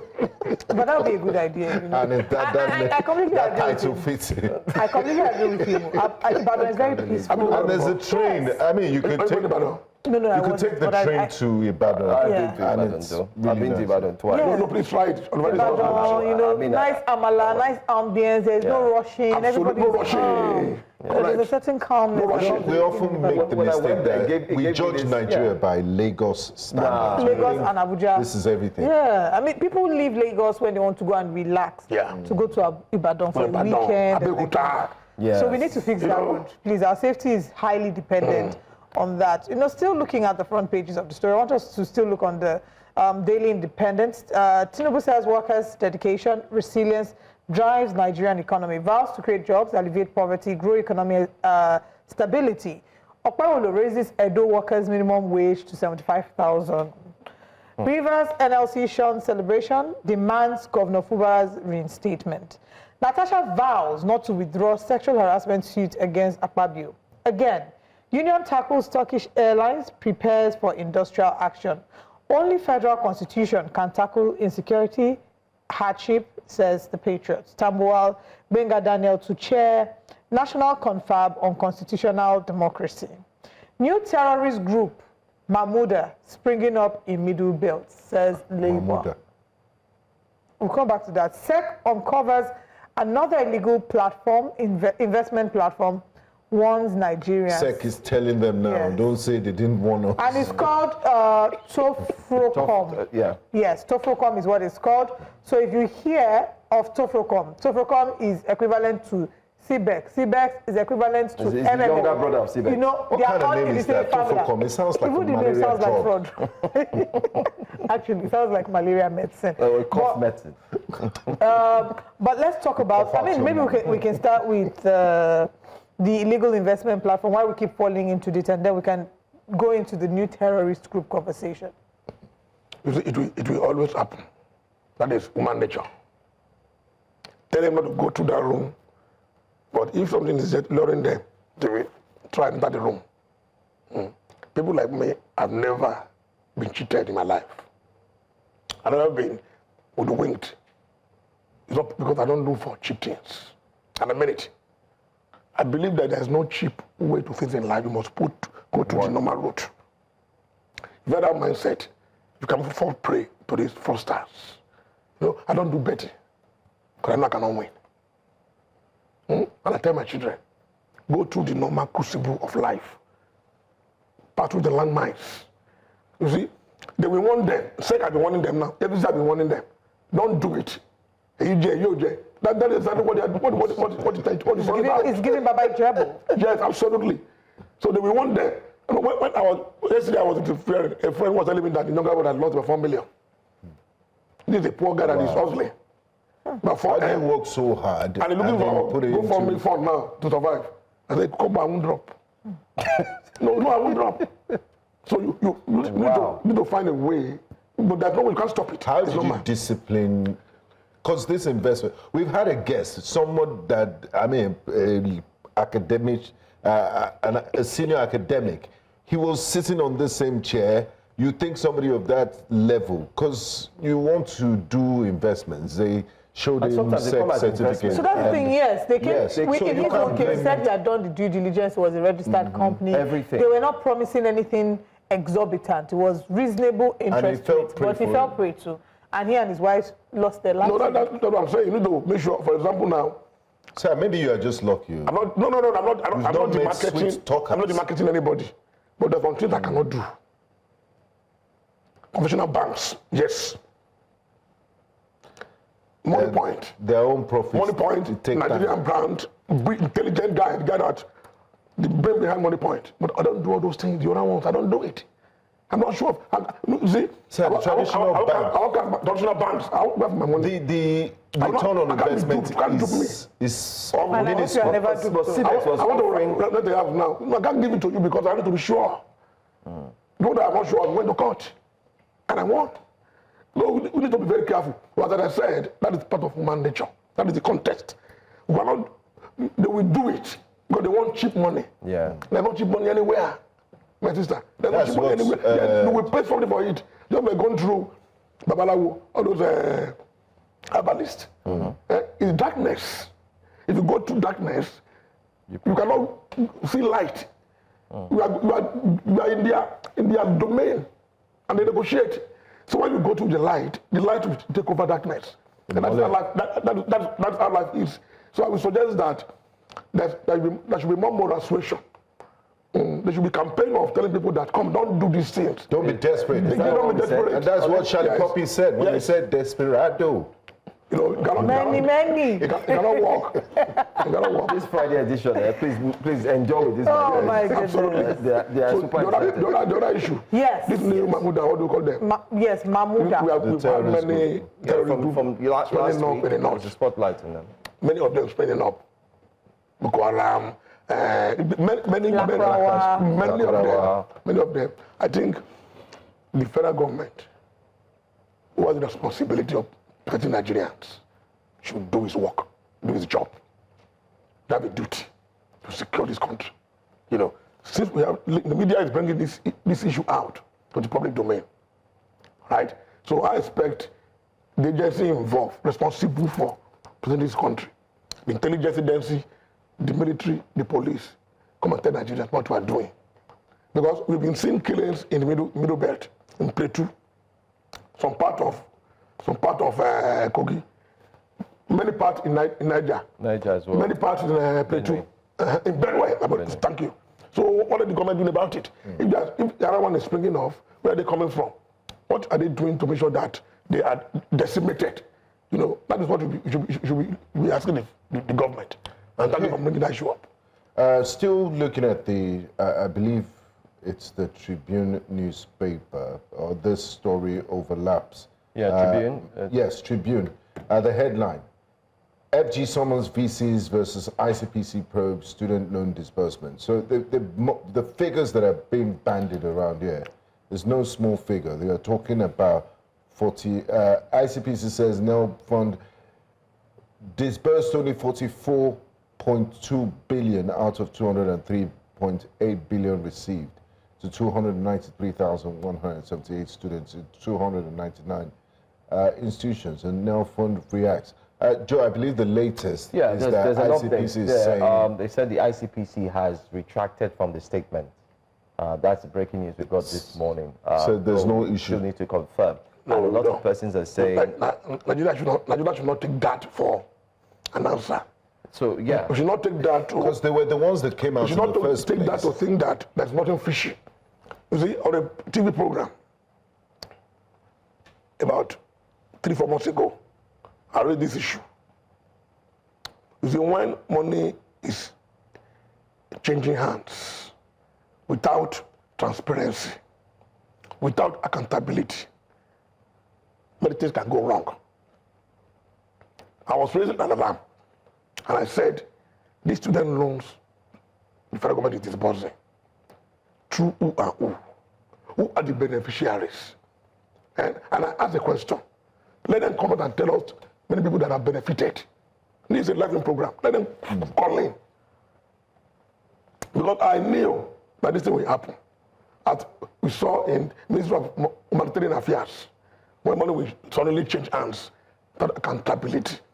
So what the ICBC said, and that they are retracting now to me does not hold water. Nigeria should demand and ask questions. How much has been disbursed so far for this enterprise? And who are the beneficiaries of this loan? Because I think the objective of this thing was for people who cannot afford it, for people who cannot afford to pay their school fees, due to the economic challenges the country is facing. This is what the government is doing to help them ameliorate the situation. But you cannot pay, but you can pay later. That is what happened overseas. You know, then billions of naira was not disbursed. Now we need to ask how much has been disbursed so far? How many universities benefited? Who are the beneficiaries among the students? We need to ask these questions. Yeah, but the ICPC that raised the alarm in the first place is saying, don't worry, there's no problem. You can go back. No. We are seeing party. What fellow used to say party government. Now we day. You know, and the alarm they raised, we are not saying that anybody is corrupt. It's an allegation. But who are the just responsible? EFCC and ICPC should investigate. And I said Nigeria should demand to know. They must have investigated before coming out to say. Yeah, so the ICPC Yes. said they carried out their investigation. I mean, according to the story, they carried out their investigation, and in the course of the investigation, they found that XYZ amount were disbursed, the other ones were not. And that brought about a lot of, thoughts in the air, especially from the people who are interested, the students, stakeholders. Okay, so what's really going on? And then this morning again, I mean, although we can categorically state that this story, we're waiting for them to confirm it officially. They come out to say, oh no, we retract that statement. We don't run things like that. There's nothing to see here. No, we don't run things like that. And that is not tidy. We cannot go to sleep with the latest statement by ICPC or ICPC. No, they don't go that way. Well, I want to say that the allegation, the doors raised by the allegation, were not settled until we know the truth. And the truth can only be known when Nigerians are informed of how much the government has spent, how much has been disbursed so far on these student loans.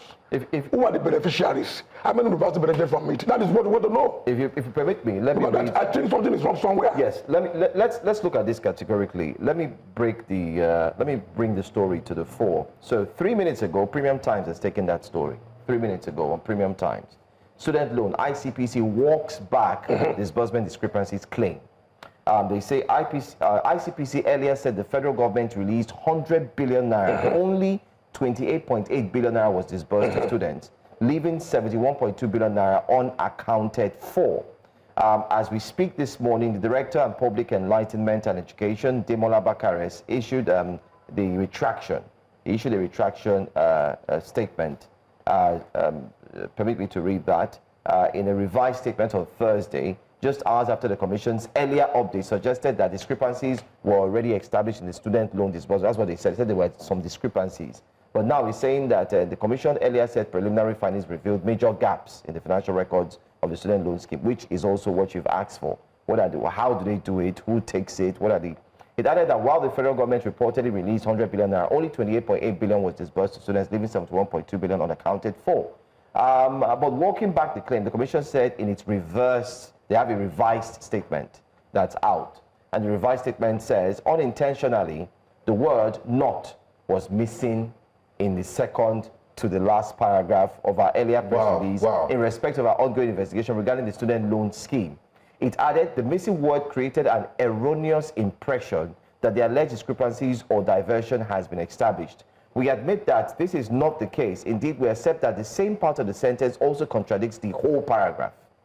Mr. Barakare explained that what has been verified so far is the total amount received and disbursed by Nelfund. Total amount received and disbursed. So it was a case of grammatical error. No, that is not convincing in my view. It's not convincing enough. Something is... Not was missing. Something is fishing somewhere. Something is wrong. Phone calls have been made and they're not changing their tone. Nigerians are not convinced. And this thing should not leave the front burner.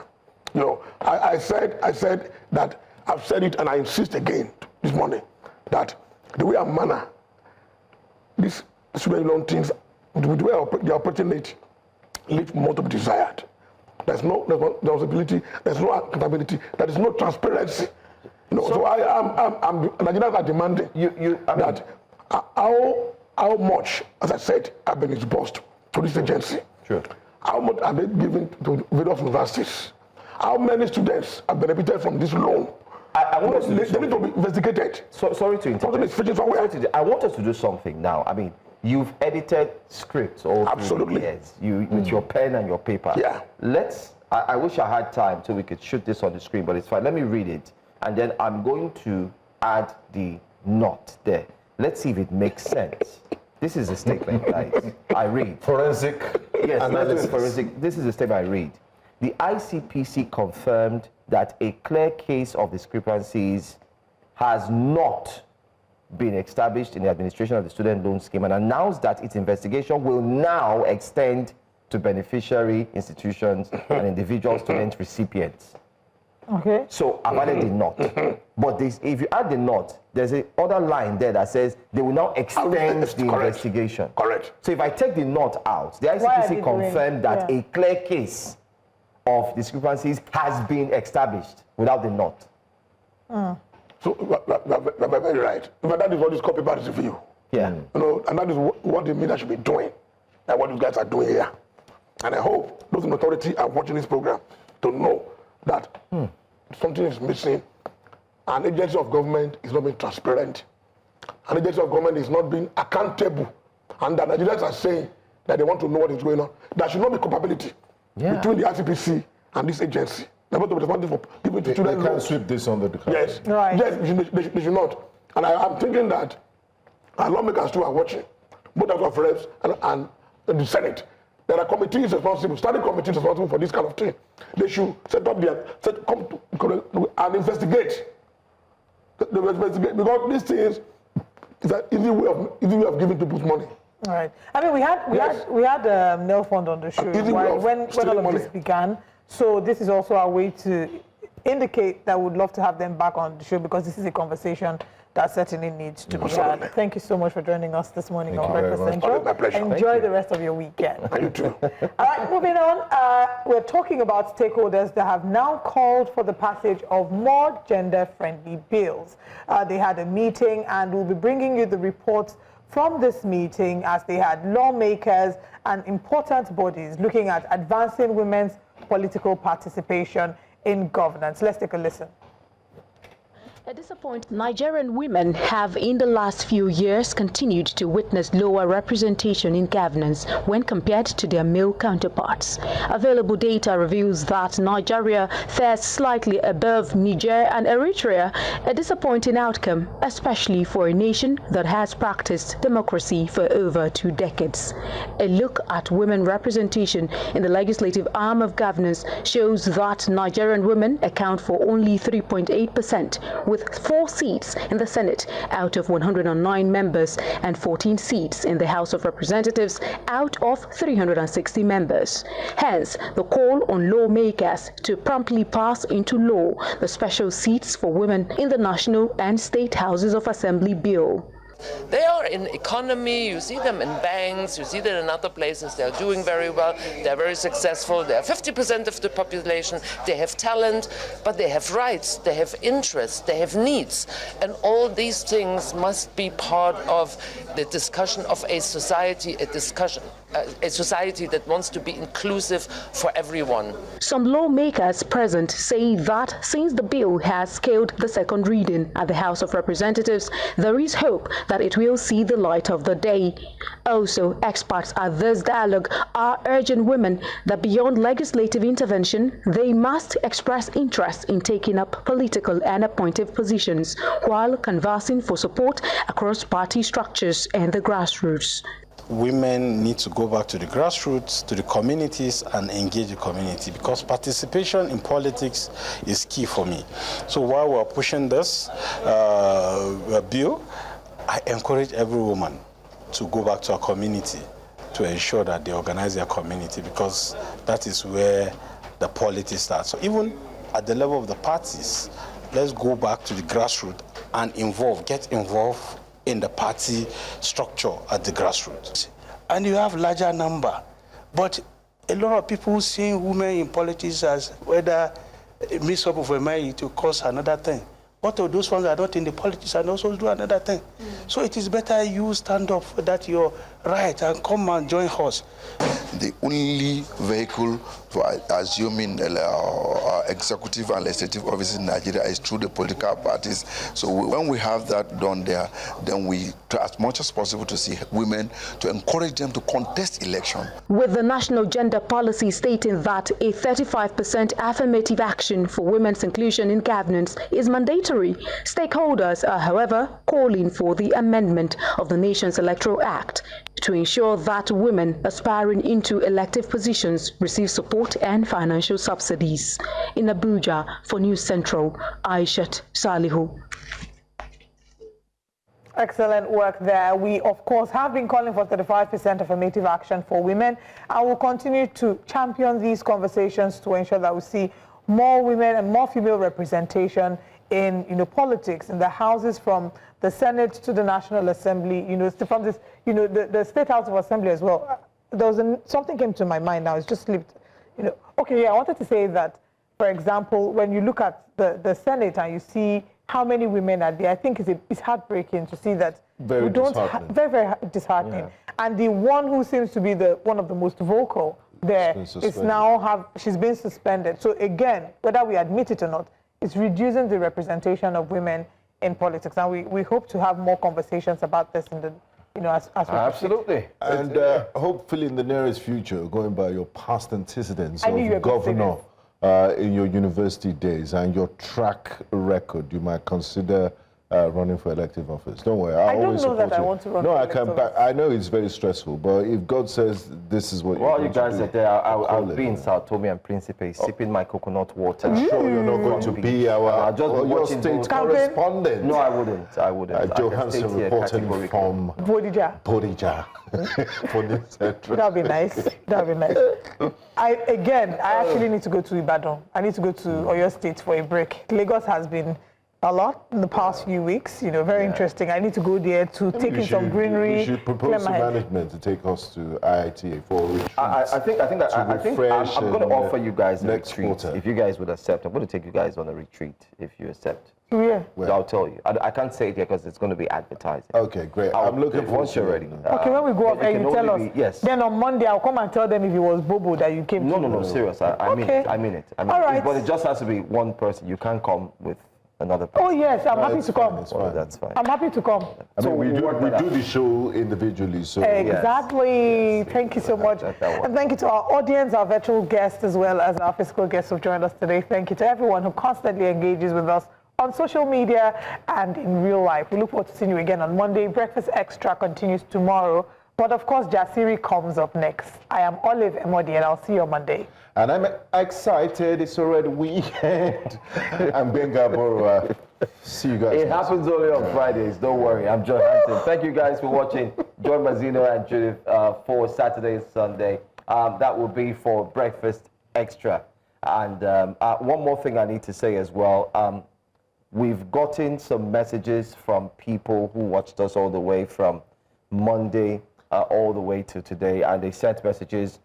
Thank you. And those who also dropped their messages for the conversation we had earlier on concerning the Lagos State rent issue, thank you as well. And we'll make it our point of duty, possibly, because that's what we're known for. We have to, push the narrative, continue the conversations, and hopefully we would have a town hall where we can have the governor, the representative from Lagos, the commissioners, and then the stakeholders, and not just any agents, because sometimes if you call, I have agents' numbers on my phone, Ali, Paco, and so on. They say, that guy can get you any house. Roadside agents. Roadside agents, not that. We mean certified agents who will sit together. Let's really solve this issue as well and see what we could do. I got stung, let me use that word, when our guest said the low-cost house in Lagos State is providing, that is in the outskirts of Lagos, goes for 40 million naira. Houses. I mean, we certainly need to do better for our people, but also just to double down on what Chris David had said about how to spot fake agents, I think is very important, because when my friend, for example, who came to me and said, oh, he's got this house, the price for the house was too good to be true. Everything looked just so perfect. And I said, I'm so excited for you, but I'm a bit concerned that this might be a little too good to be true. So maybe you should go back and just do extra due diligence, which is exactly what he did. And he found out. He went back. After speaking, allegedly, the alleged landlord, speaking to the landlord, they had concluded on the pricing. He was meant to transfer money to the landlord. He said that day after they had done the meeting, when they left, he went back on his own to speak to the tenants. And in speaking to the tenants, he found out that wasn't the landlord. He said, oh, I've been speaking to your landlord. He said, no, that's not our landlord. Our landlord is so-and-so person. So he says, okay, can I get on a call with the landlord? He calls the landlord. He says, please, I'd like to see you on a video call. They get on a video call.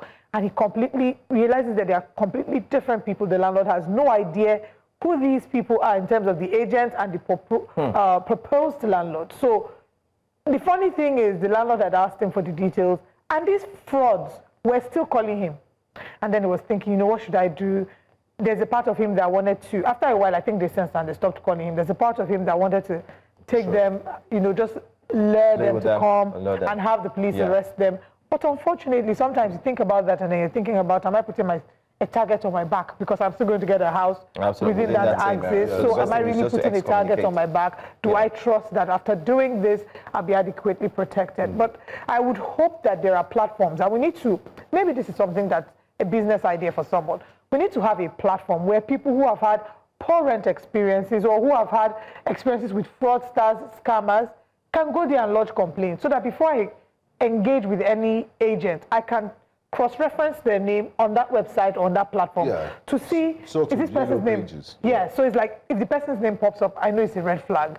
How do we guard against that being used to fraudulently set the law in motion against the right people? The way to guard against that is to ensure that this platform as well will have a system of verification such that if I'm lodging a complaint, I'll have evidence in terms of video evidence, audio evidence, they'll do their due diligence and all that.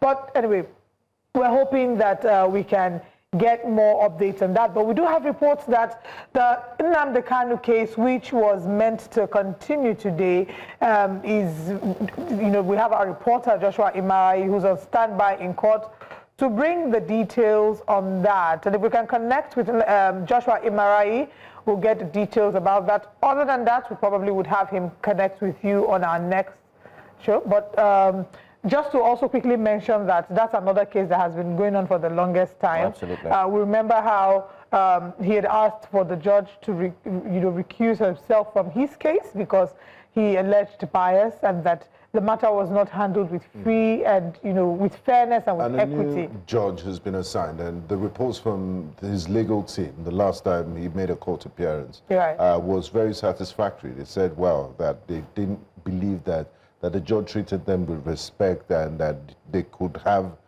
this sort of progress in that case. So let's get Joshua Imarai to give us updates regarding the case. He's in court now. Good morning, Joshua.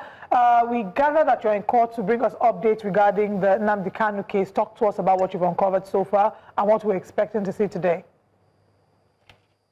Yeah, good morning to you, Pauline, to you, Benga. So we are back in court today for Nnamdi Kanu's trial. The trial is continuing today. And you recall last time the DSS presented a witness, that is a person identified as AAA, who testified that he led the team, the crack team that arrested Nnamdi Kanu at the Golden Tulip Hotel in Lagos in room 303, where they discovered some equipment and saw Nnamdi Kanu with a lady inside the room. Well, that is for that. But today now we are here for the cross-examination of that same witness by Nnamdi Kanu's legal team. They're expecting that the witness will be cross-examined by the legal team, and if possible, they will bring more witnesses to substantiate their claim, the terrorism claims against Nnamdi Kanu. So we are expecting all that to unfold today in the Federal High Court here in Abuja. All right. First of all, can you also tell us, if near the court where you are, can you see what do you see around you? Let's get a feel of what it's looking like ahead of the court case. As always, the court is filled with scores of security men, DSS, police officers. You would see the security detail attached to the Federal High Court. You think that the president is in court, but no, the president is not in court. Nnamdi Kanu is in court. This has been the usual for some time now. Whenever Nnamdi Kanu is being brought to court, you see scores of security men screening everybody before they get into the court. Everybody from the lawyers down to workers, down to cafeteria workers here at the Federal High Court. Even to journalists now, they've been screened. Now, when you get to the gate of the Federal High Court, you have to present yourself. As a lawyer, they'll ask you, what case are you coming for? Who is the judge? You'll get the details from you. They have a list for all those clearances to be made before you can get access into the court. Journalists are not spared. They have an outlined list of journalists at the gate seeking to get access into the court. But now, that is not the end of it all. Before you can get access into the courtroom where Nnamdi Kanu's case is being heard before Justice James Omotosho, it is something that it is compared to camera passing through the eye of a needle before you can get access into Justice Omotosho's court. You might really wonder why it is so. It seems that the people who are bringing Nnamdi Kanu to court seems they are trying to shield his image because of recent Nnamdi Kanu has been gaining publicity online and he has been in the faces of so many Nigerians. I think the DSS is still thinking about that, having him in cranes and the likes for so long now. All right. Thank you so much, Joshua Marayi. I'm sure we would link back to you and we'll get more information, especially when the court gets in session. Thank you so much. Thank you. All right, guys. That does it for the show. We've said byes before, but I think we can say that again. See you Monday. Said byes before, now is bye-bye.